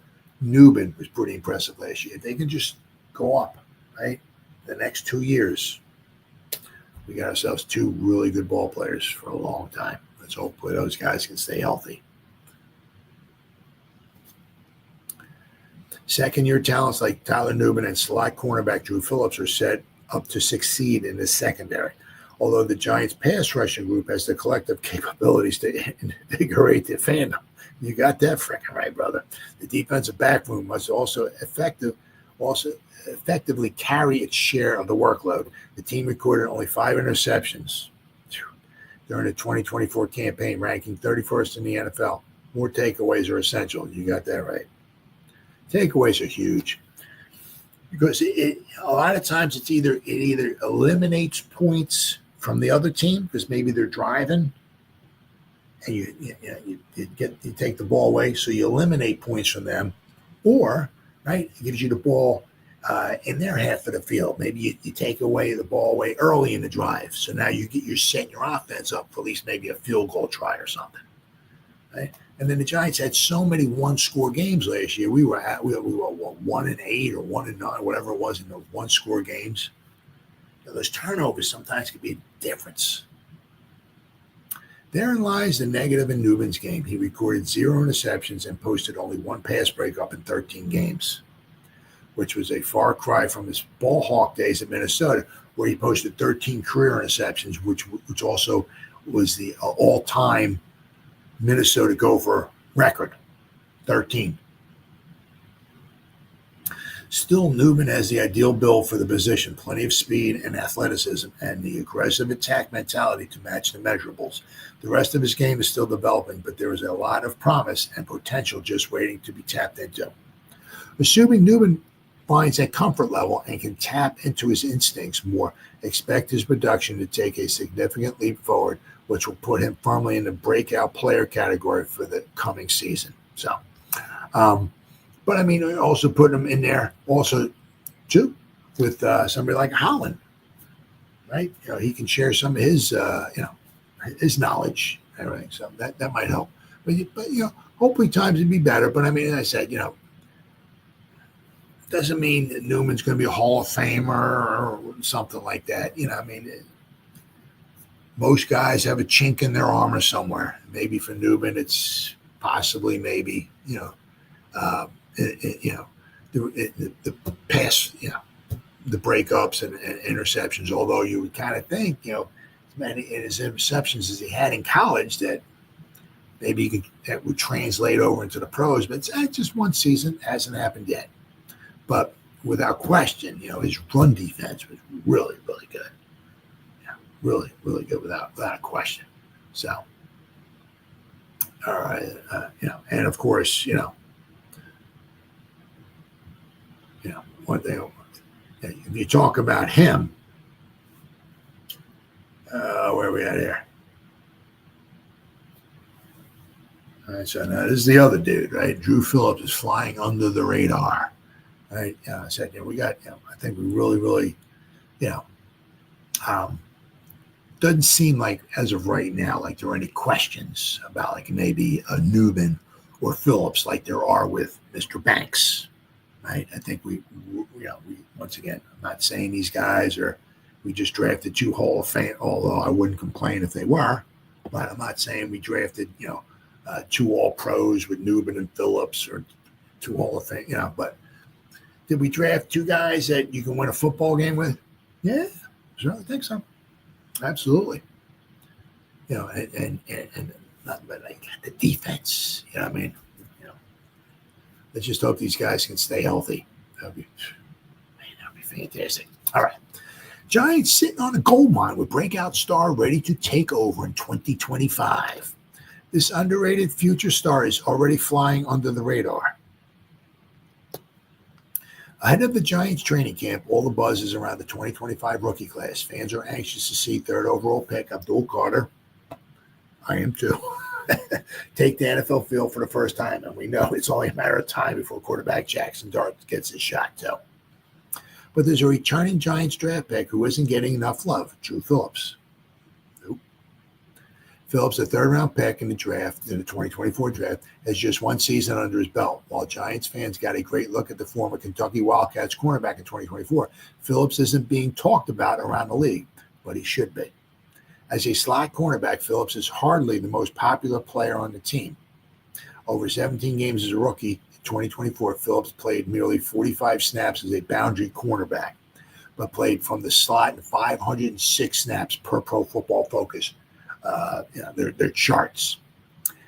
In his first season, Phillips was credited with allowing 9.3 yards per reception while giving up a touchdown and surrendering a 91.9 passer rating. However, his rookie season was significantly more impressive than the numbers seem to indicate. In fact, the Giants could be sitting on a breakout star in 2025. Now, once again, it's the same thing. You're hoping, right? And he starts, right? Getting a little bit better second season, and by the 3rd season, quite possibly where he'll be as good as he's going to be, take another little leap in that 3rd season too, right? And make him even a little bit better. The Giants' Drew Phillips could emerge as one of the NFL's top nickel cornerbacks in 2025. He's 5'10" 3/4, almost 5'11", 190-pound frame. Would be a bit underwhelming if he were asked to play on the outside against those big dogs. But for a nickel cornerback, this is all the size he needs, and Phillips has the athletic traits to prove that he has a high ceiling. During the 2024 NFL Combine, the Kentucky product ran a 4.48 40-yard dash while recording a 42. Now, you hit 40 inches, you jumping. 42-inch vertical jump and a 135-inch broad jump. Very impressive. Which would be over, 11 foot 3 inches, I guess it was. So you jump over a broad jump over 11 feet. Once again, you'd be jumping, right? Both which ranked in the 97th percentile of NFL cornerbacks per mock draft tables database. But Phillips is far more than just a great athlete who happens to play slot cornerback. Now, let's also not forget one of the things, too. The Giants, they do try to draft great athletes as well. You just look at no farther than their tight ends. The RAS scores, their tight ends, the guys are phenomenal athletes. Even Waller was a phenomenal athlete, right? So a lot of these guys that they draft, it's not so much, that they draft them because they're a good cornerback or they're maybe a good safety or this or that, but they're really good freaking athletes still. Right? During his rookie season, Phillips showed off both his coverage chops and run defense ability. In coverage, the third-round pick earned a 77 overall grade from PFF, which ranked 13th among all NFL cornerbacks. Now, apparently, it's not ranked 13th among slot cornerback. No, ranked 13th, a 77 overall grade. Okay, while posting an impressive 78.1 run defense grade, which was 18th in the NFL. His well-rounded play led to the rookie cornerback earning the 8th best grade among all qualifying cornerbacks in the league last year. 8th best. This top players like Eagles, Quinion Mitchell, as well as veterans like Jalen Ramsey, Jalen Johnson, and Christian Gonzalez. That was his first year. If Phillips is able to build on his quietly impressive rookie campaign, he could enter the discussion with the best nickel cornerbacks in the league, like Cooper DeJean, Garrett Williams, Marlon Humphrey, Devin Witherspoon, and Kyler Gordon. New York Giants fans are pumped to watch high-profile players like the Sexy Dexy, Abdul Carter, Malik Neighbors, and Brian Burns this year, but Drew Phillips is a player everyone seems to be sleeping on, and this team could be sitting on a gold mine that the general NFL media doesn't even know about yet. So, I keep an eye on him. Keep an eye on him. I mean, he really had a good year last year. Really, really had a good year. And, not only that, but we upgraded, at our cornerback position, right? So, but certainly keep an eye on. Once again, I certainly hope he can stay healthy as well, too, right? But I mean, if him and Newman, if they can each year get a little bit better by the third year. Once again, I'm not saying we got Hall of Famers here, but we got two pretty good talents on the team. Something to get excited about, without question. All right, I've seen this one, and I give this one a huge thumbs down. No way. Absolutely not. There's one article. I think there's two articles here. One, trade Kayvon. While the iron's hot. I mean, it's like, well, you got Burns, you got Abdul Carter. What do you need a third guy for, right? Trade this guy. Trade him. Especially, some of it also might be like trade the guy while, because this year he's picked 5 in the draft, so he costs you some money, but his 5th-year option was picked up as well. So between those 2 years, you're not paying the guy, like an edge rusher. I don't know what he's going to wind up getting in the long run. He's certainly not going to get $35 or $40 million. That ain't happening. But it'll be interesting to see what he does wind up settling for after his 5th-year option, season is over, going down the road. But you keep seeing it. It's like, trade him. I'm saying to trade. He was supposed to get traded. I forgot. There was like 2 or 3 teams that were supposed to get, trade him to this team, trade him to that team. It's like, absolutely not, man. You can never have too many edge rushers. It's like when we drafted Justin Tuck in the 3rd round of the 2005 draft. Did we trade Michael Strahan away? Well, we got Tuck. I mean, we just drafted Tuck. We don't need Strahan. Get rid of these. Get them on. Get them. No, you collect them. They're mine. My toys. You collect them. I mean, just look what the Eagles do. Right? They keep bringing in good edge rushers, right? Guys who can rush the quarterback. Right? You can never have too many of them. Never. And I said, I mean, just think about what possibly happened, right? If there ever a point in time, you might have a Karakay, right? And McFadden as the off-ball middle linebackers, whatever you want to call them. But then they got the front 4 of Carter, Kayvon, Burnsy, and Sexy. Those guys are healthy and all that, and they're all on this field. Same. Man. So absolutely freaking not. It's So this one, there's two articles here. NFL analysts believe the Giants should strike while the iron is hot and trade the former first-round pick. Absolutely not. ESPN calls for the Giants to trade Kayvon Thibodeau before the season even starts. Once again, absolutely not. Especially for what the guys, for what you're paying the guy. I mean, this season, it's like a joke, an absolute joke. Giants now have 3 starting edge rushers for 2 spots after they drafted Abdul Carter to go along with Kayvon and Burnsy. Kayvon has 2 years left on his rookie contract, and he'll need an extension after the 2025 season. Oh, yeah. Absolutely. But, well, no, not after, they picked up his 5th-year option. So, yeah, so they have him for 2 more years.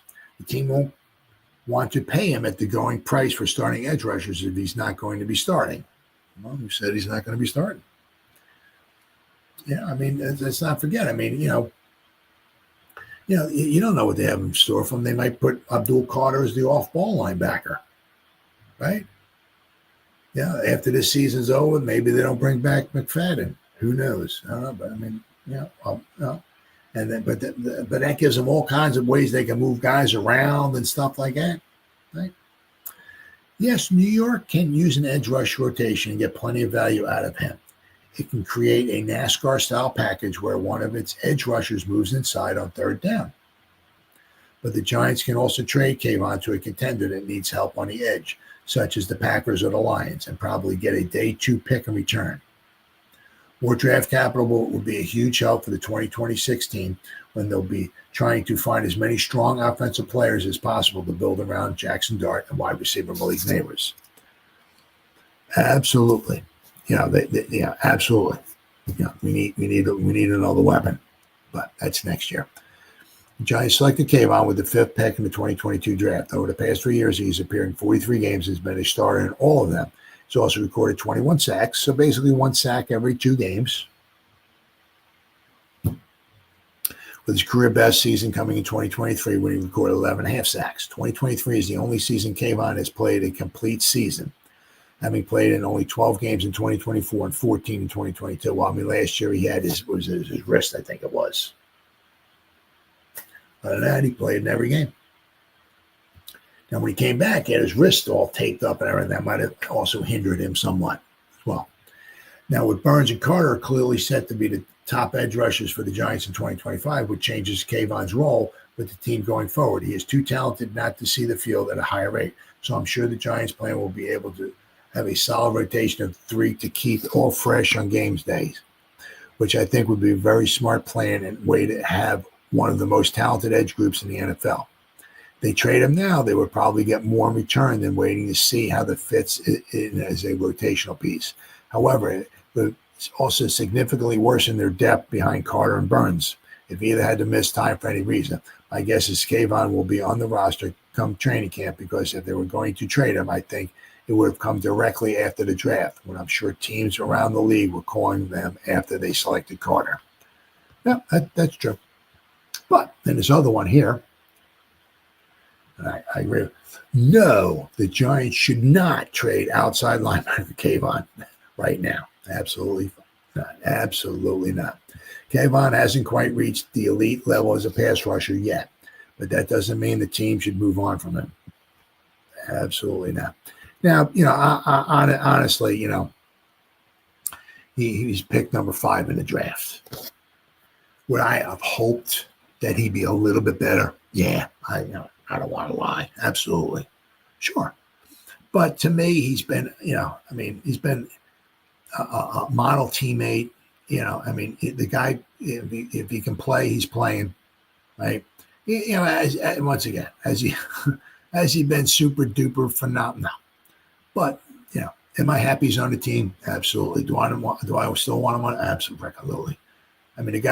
He's still young, right? You're going to have to, somewhere along the line, you have to start paying the piper, right? He's going to want to get paid.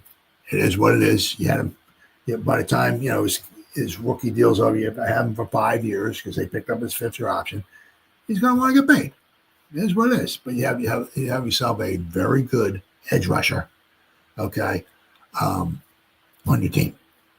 why do you want to let go of that? Right?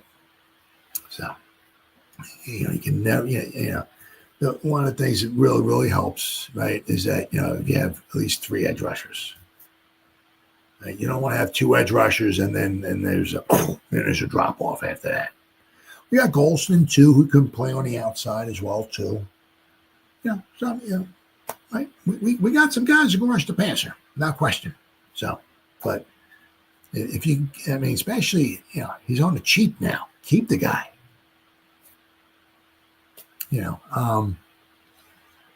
Is it worth it to I don't want to say deplete, but really hurt your edge rush position to maybe get a draft pick next season?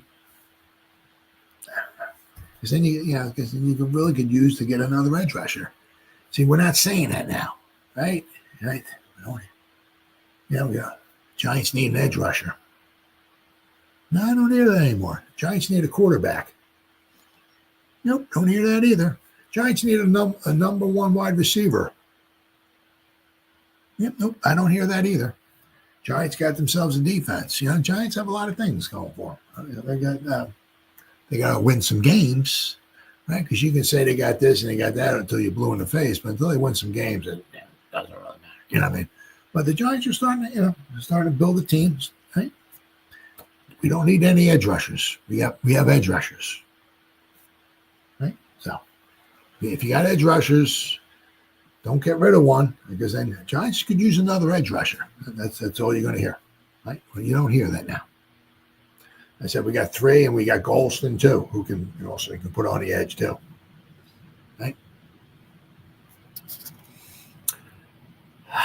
Retired Giants general manager Ernie Corsi once came under fire for a decision he made during the 2006 NFL draft. Yep, Mr. Matthias Kiwanuka, which eventually proved to be a smart move. You're absolutely damn right.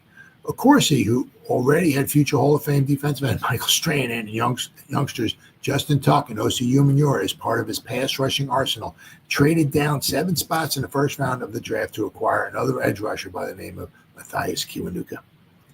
When asked about the decision to draft Kiwanuka, Corsi famously told reporters that a team could never have too many pass rushers. And how did that work out in Super Bowl 42, huh? Pretty good. He was proven correct as the Giants with at least 3 deep pass rushing group that, after Strahan retired, would eventually include JPP. Right? Because we had OC, we had JPP, we still had Matthias, and we had Tuck. Right? So we had JPP for the 2011 championship run, proved repeatedly that a pass rush was a team's most effective defense against top signal calls. Now the thing was that it was things were a little bit different, because in Super Bowl 42, I believe we had 5 sacks against Brady. Plus we hit him a bunch. Super Bowl 46, we had 2 sacks, both by Justin Tuck. One was almost on the first play of the game, and one was on almost the last play of the game. Yeah, but in between there, we had no sacks. Right? We had the guys out there. We had JPP out there. We had Tuck. I had OC. We had Q. Nobody was getting any sacks. What made the difference in that 2007/2008, whatever you want, after the 2007 Super Bowl 42. What made the difference in the Super Bowl 42 was we had that pass rush, and if Brady wasn't getting sacked, he was getting hit. I said that wasn't the case in 46. He had the 1 sack. Tuck had the 1 sack, I think, when Brady threw the incomplete pass over the middle that caused for the safety. And then at the end of the game, Tuck went in and sacked Brady, which brought up whatever the hell. It was a 3rd down and 20 or 4th down and 20, whatever it was. And then, of course, Brady completes the pass the next play. It keeps the drive going. But, Super Bowl 46, we had, not much of a pass rush. Let's see. Having seen what having multiple pass rushers can do for a team, Shane, and you don't even need to look. Oh, look what the Giants did back, 15, 20. Look what the Eagles are doing. Right? I mean, they bring, one of the things that, with Patrick Mahomes, says, but when he retires, he's going to go down, obviously, as one of the greatest quarterbacks of all time. Certainly top 5, if not the top. He's got a long way to go. Not sure how many Super Bowls he's going to wind up winning, but he's got a long way to go. But the 2 times he got totally smoked was against the Bucs. He had, I think, 2 of his, it might have been both of his tackles were out, but he was running for his life against the Bucs. They had a good pass rush. Whole game he was running for his life. They scored 3 field goals. Now you hold a Kansas City offense, Patrick Mahomes, Andy Reid calling plays, Kelsey. I think Hill might have been on the team. You hold that team to 3 field goals. I mean, holy cow. Well, I said, his offensive line was really decimated, but he was running for his life every play. Well, same thing as past Super Bowl. So I heard. I read. I didn't watch it. I'm not going to watch the Eagles win a Super Bowl. Not happening. Well, I absolutely. My life depended upon it. I'm not sitting there watching the Eagles win a Super Bowl. Not happening. But so I read and stuff like that. The Eagles had a good rush on. So, right? It's a copycat league. Unless you're like unbelievably dynamic where you can come up with something fresh, brand new out of the box and it starts working really well, it's a copycat league, right? Look what the Eagles did. They need they got a pass rush, that helps. That helps minimize the other team's offense, right? So you don't have to look back to the 2007 Giants, right? Despite history having proven that a team can never have too many pass rushers, there remains a steady flow of opinions that the Giants should consider trading Kayvon, who has 2 years remaining on his rookie deal, so the team can get Carter on the field for every snap. Trading Kayvon now does not make sense. The narrative to trade Kayvon, who finished 16th in ESPN's pass rush win rate, 17% among edge rushers last season, 16th. Originated when, thanks to an injury-shortened 2024 season, the 5th overall pick in the 2022 draft didn't come close to replicating his 11.5 sacks from the year prior. Well, the year prior he played in every game. This past season he was injured. He missed 5 games. So if he played in those 5 games, maybe he got another 2 sacks. Would he have 6.5 sacks or so? So he would have 7, 8 sacks, maybe 8.5 sacks. I don't know, 9 sacks maybe. It would have been close, right?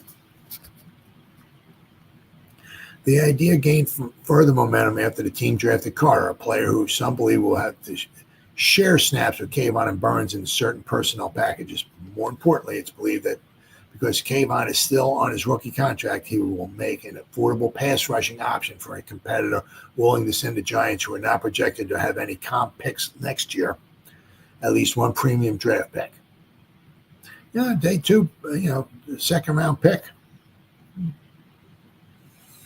The problem with this thinking is that the Giants are looking to turn their sinking ship around and are not yet in position where they can afford to let emerging talent walk out the door. Well, the one thing is with that is that, they're trying to turn things around, and but obviously once again hindsight's always 20/20.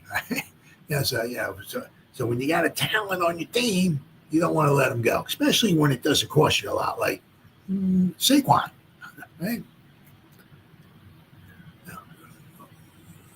If we paid him dude $15 million, he'd still be on the team. I'm sure we could have found $15 million somehow. Anyway. Let's not go down there. Right?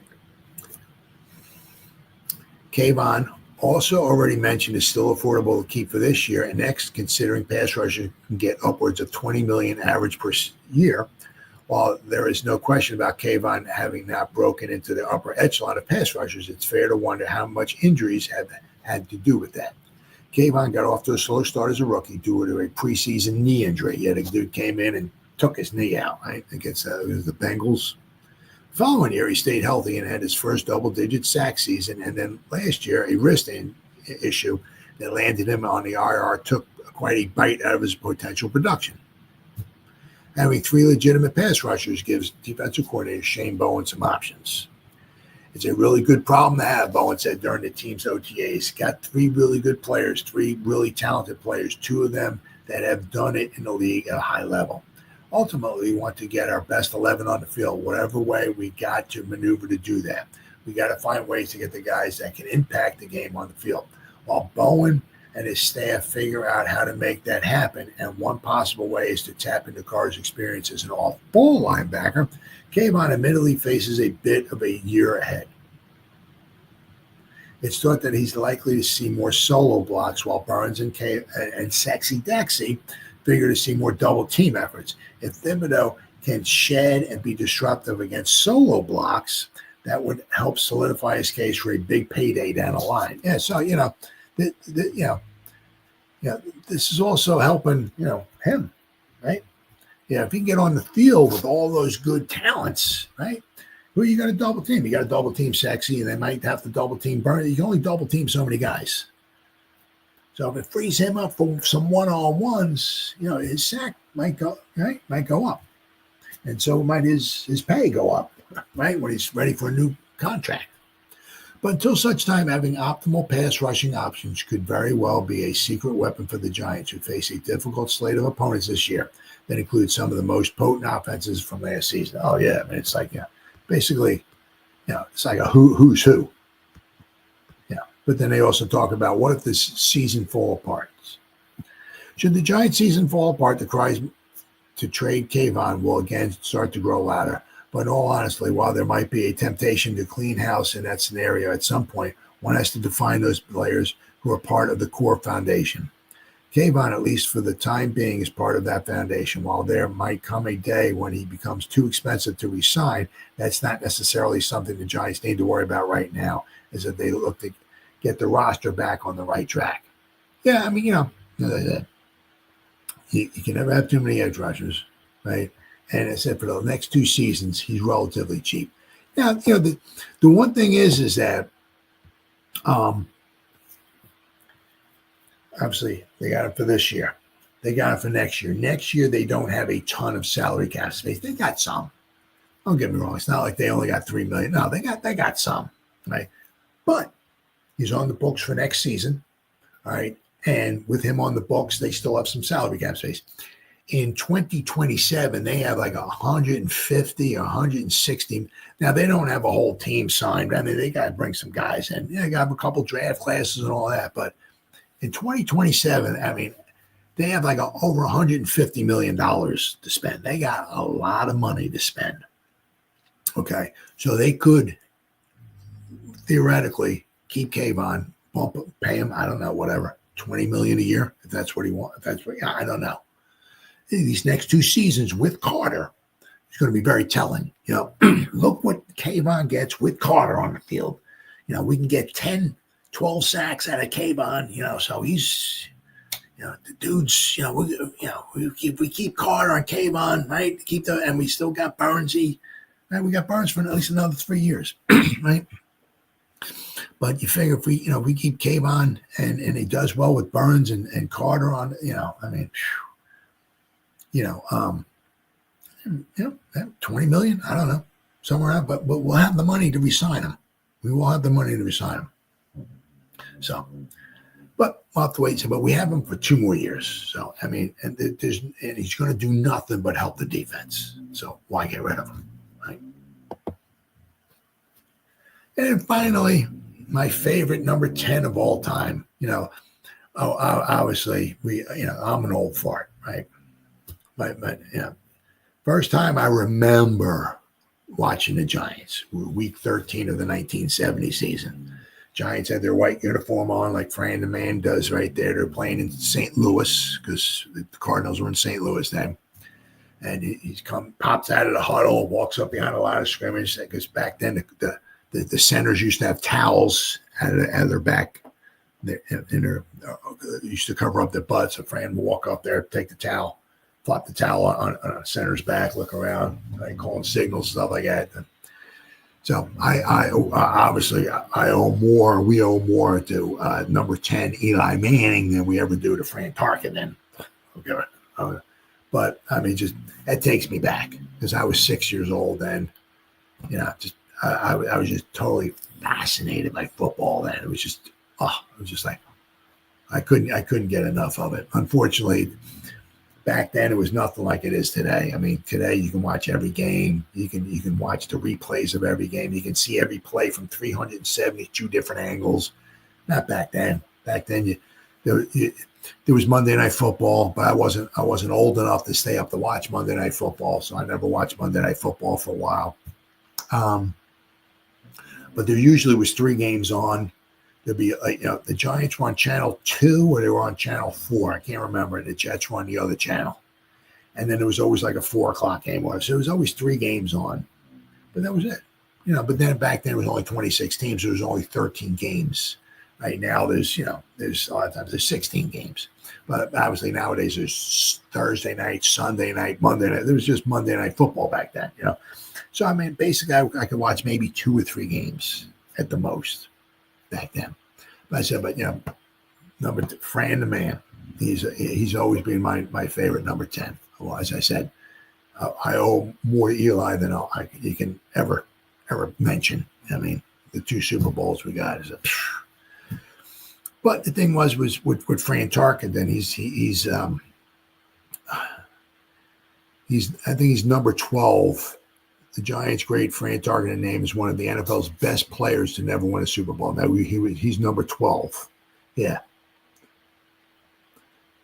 He was recently listed at CBS Sports as one of their top 30 players to never win the big game. He was number 12. Now Fran Tarkenton, he went to 3 Super Bowls after the 73, after the 74, and after the 76 season. And it was the same thing, too. I mean, with the Vikings, they've been to 4 Super Bowls. They got blown out, really, in all 4 of them. Super Bowl 4, they lost 23-7 to the Chiefs. Was that Super Bowl 7? Super Bowl 8, they lost 24-7 to the Dolphins. Super Bowl 9, they lost 16-6 to the Steelers.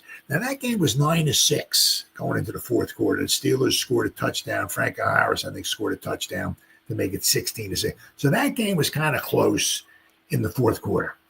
But and then the Super Bowl, I guess it was Super Bowl 11, was when they lost 32-14 to the Raiders. They got blown out in that one. So every time they went to the big game, they got blown out. It was just that was my team because after Fran left the Giants, of course the Giants were always number 1 to me.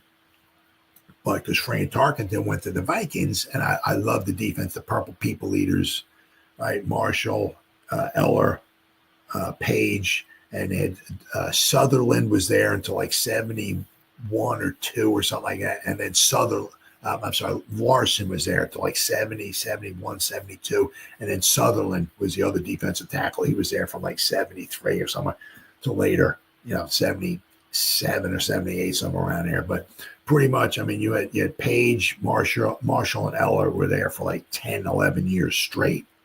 Right? I love that defense. They played in Minnesota. It was in dirt.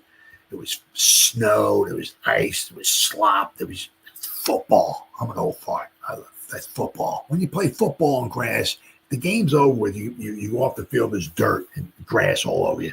Not the way it is today. I mean, they can play on grass today and they walk off the field and you're like, geez, they even play? Did anybody fall on the ground at all? I mean, yeah. But I saw the Vikings were always my second favorite team back then when I was a kid. Well, I was also because of Fran Tarkenton, when. Now, Fran Tarkenton, he played from 67 to 71 with the Giants. And the Giants weren't a very good team. The Giants had no defense at all. So, I mean, his chances of making the Super Bowl with the Giants were really rather minute because their defense was really bad. The only year that they had that he was with the Giants that they had a chance of even making the playoffs was 1970. They started to see, that was the year I remember, that was the first year I ever watched football, remember watching football, okay? It was 1970. They started the season 0-3. And they went from 0-3 to 9-4.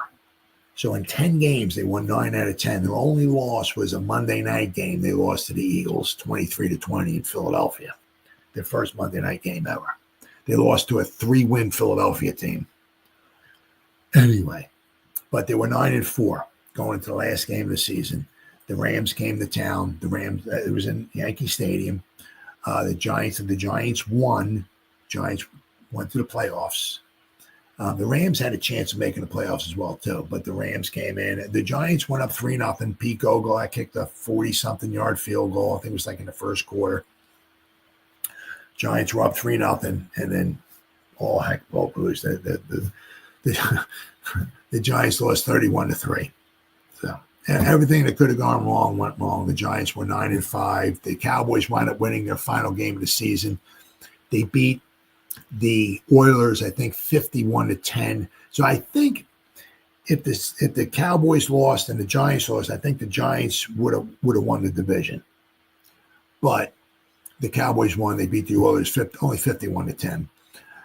So the Cowboys wound up 10-4. The Giants were 9-5. So the Giants were not the wild card team, because there was one wild card team that went to the Detroit Lions, who were 10-4. So the Giants missed the playoffs. That was the only year that Fran Tarkenton really had a chance of making the playoffs with the Giants. It was 1970. 1971, the Giants, the defense was absolute trash. The Giants wound up 4-10 in 1971, and that was Tarkenton's last season. He wanted to get paid more, and the Giants didn't want to pay him what he wanted to get paid, and he deserved to get paid what he wanted. Giants didn't want to pay him, so the Giants traded him back to the Vikings, and the Giants got some draft picks in return. One of them was another number 10. The Giants drafted Brad Van Pelt with one of the draft picks that they got, right, for Fran Tarkenton.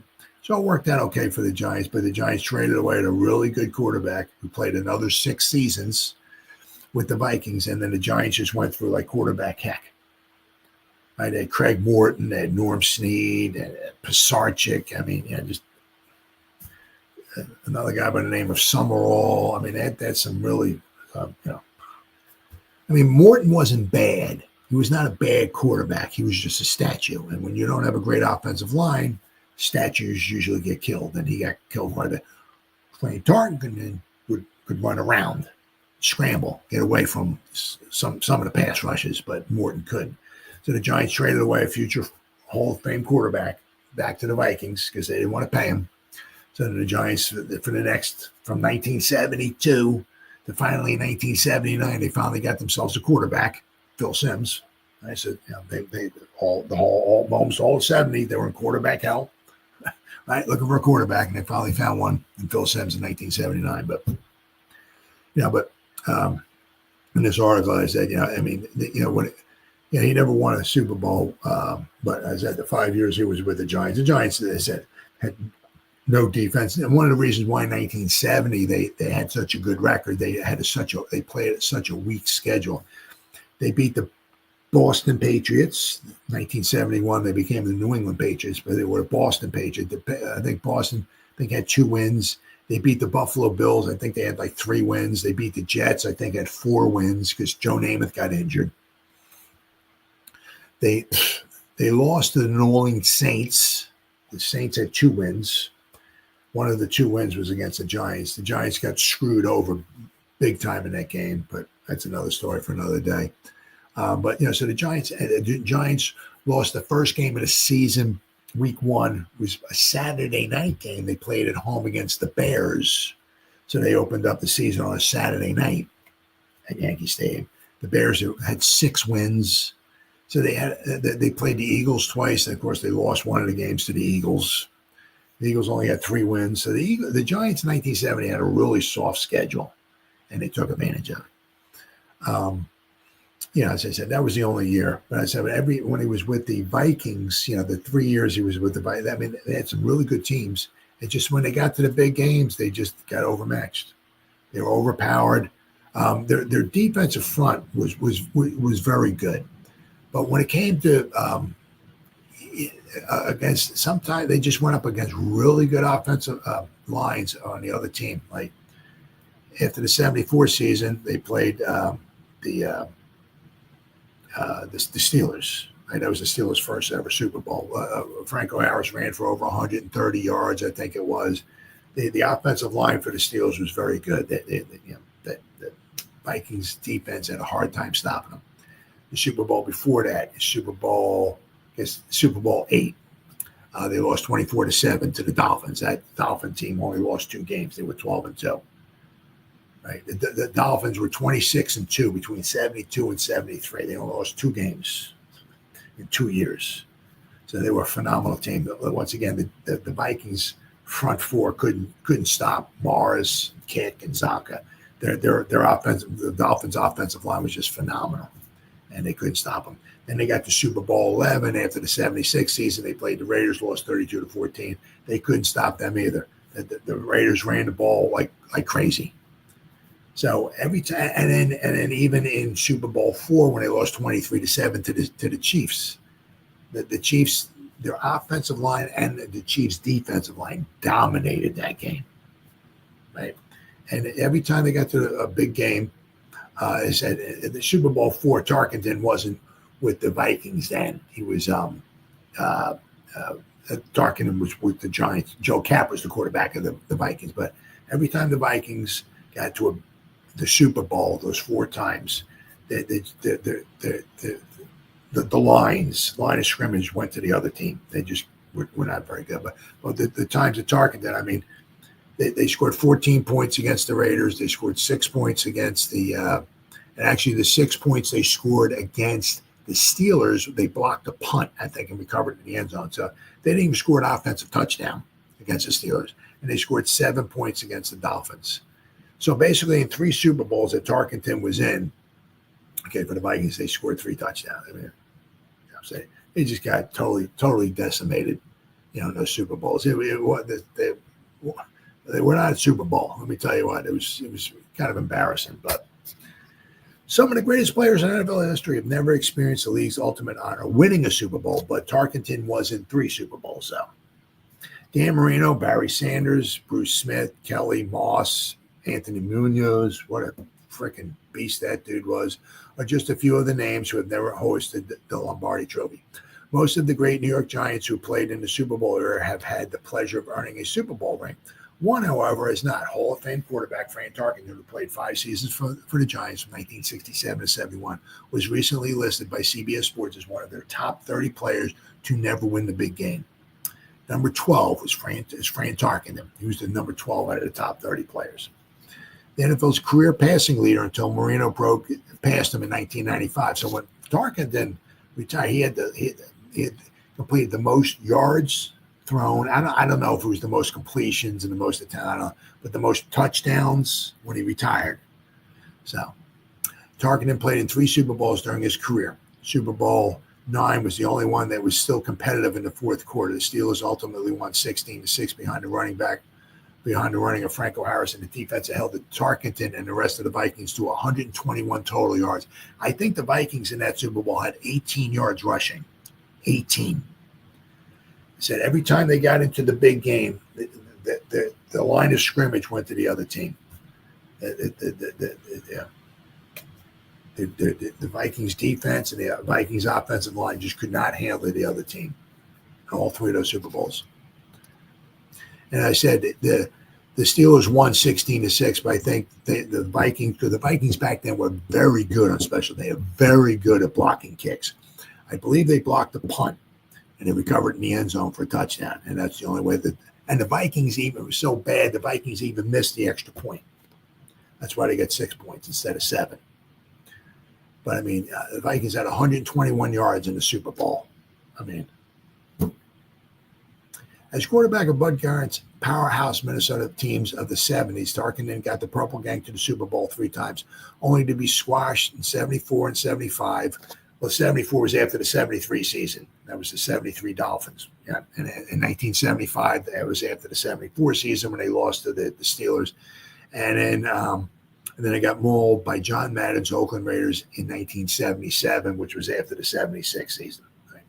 Tarkenton had a solid stint with the Giants, first under Ali Sherman and then under Alex Webster. He was traded to Big Blue in 1967 and returned to Minnesota after 5 seasons. Tarkenton compiled a 33-36 record with the Giants and was named to the Pro Bowl 4 of his 5 years. Tarkenton was elected to Pro Football Hall of Fame in 1986.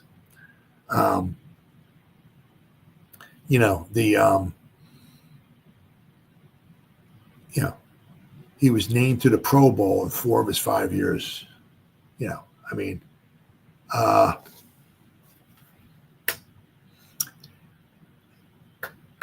'67, they were 7-7. And once again, they did not have they had no running game and they had no defense, and they were 7-7. '68, same thing, no running game, no defense, and they were 7-7 in '68. '69, they were 6-8. Once again, no running game, no defense, and they were 6-8. 1971, the defense was absolutely ungodly, pathetic, and their running back that they traded for in 1970, Ron Johnson, was injured and missed 12 out of the 14 games. He only played in 2 games. He played against the Redskins one game. He played against the Chargers in one game in '71. Other than that, the main guy, Ron Johnson, missed all season. So they were 4-10 in '71. So once again, they had like no offense, and their defense was ungodly horrible in '71. '70 was the only year it all kind of came together. They played a soft schedule, and so that allowed their defense to be somewhat good, but also because they had a good offense. When you got a good offense and you can run the ball, keeps your defense where? On the sideline, drinking Kool-Aid, right? So when your defense is on the sideline drinking Kool-Aid, they don't give up any yards, they don't give up any points, right? They look really good. They keep the other team's score down because they're on the sideline, right? Because the other team's offense isn't on the field scoring points, right? Ta-da. But 1970, the year that the Giants were 9-5, they were 9-4, almost 10-4, right? But that's when everything came together. The Giants' first-round pick in 1965 could have Dick Butkus or Gale Sayers, but we took Tucker Frederickson at Auburn. But he was healthy. He retired after the '71 season because of injuries to his knees, I think it was. He only played 6 years because of injuries. But in 1970, Tucker Frederickson played the whole year. He was healthy, right? We had a soft schedule, and that was the year we traded for Ron Johnson. Ron Johnson was healthy. Ron Johnson had over 1,000 yards rushing. He was the first Giants player to rush for over 1,000 yards. He ran for over 1,000 yards in 1970. He ran for over 1,000 yards in 1972. And a team that was 2-11-1, and I think he even missed a game or so in there. He ran for over 900 yards in 1973 for the Giants. So Ron Johnson and Tucker Frederickson was a very good receiving running back. Ron Johnson was a very good receiving running back as well, too. But Tucker Frederickson was healthy. Ron Johnson, we traded for him. He was healthy all year. So everything in 1970 for the Giants it was kind of like 2020. I was going to say 1920. It was kind of like 2022 when everything kind of came together for the Giants. Kind of a soft schedule, right? We had the running back was healthy. Saquon was healthy.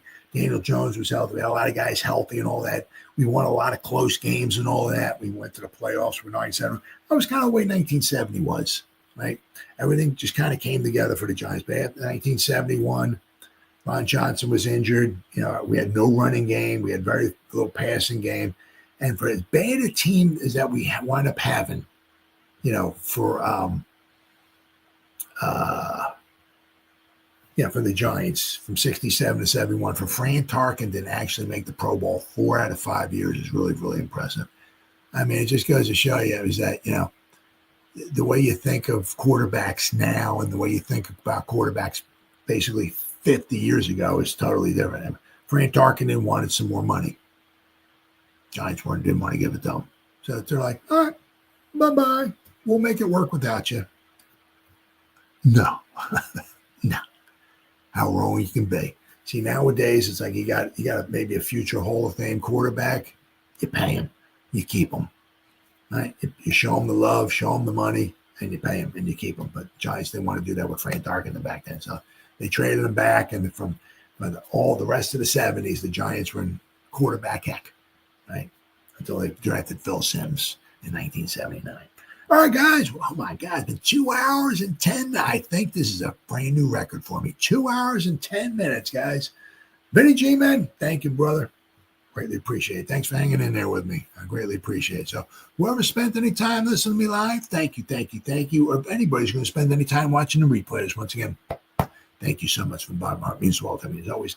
You guys stay safe out there and go Giants! Woo! Oh, yeah.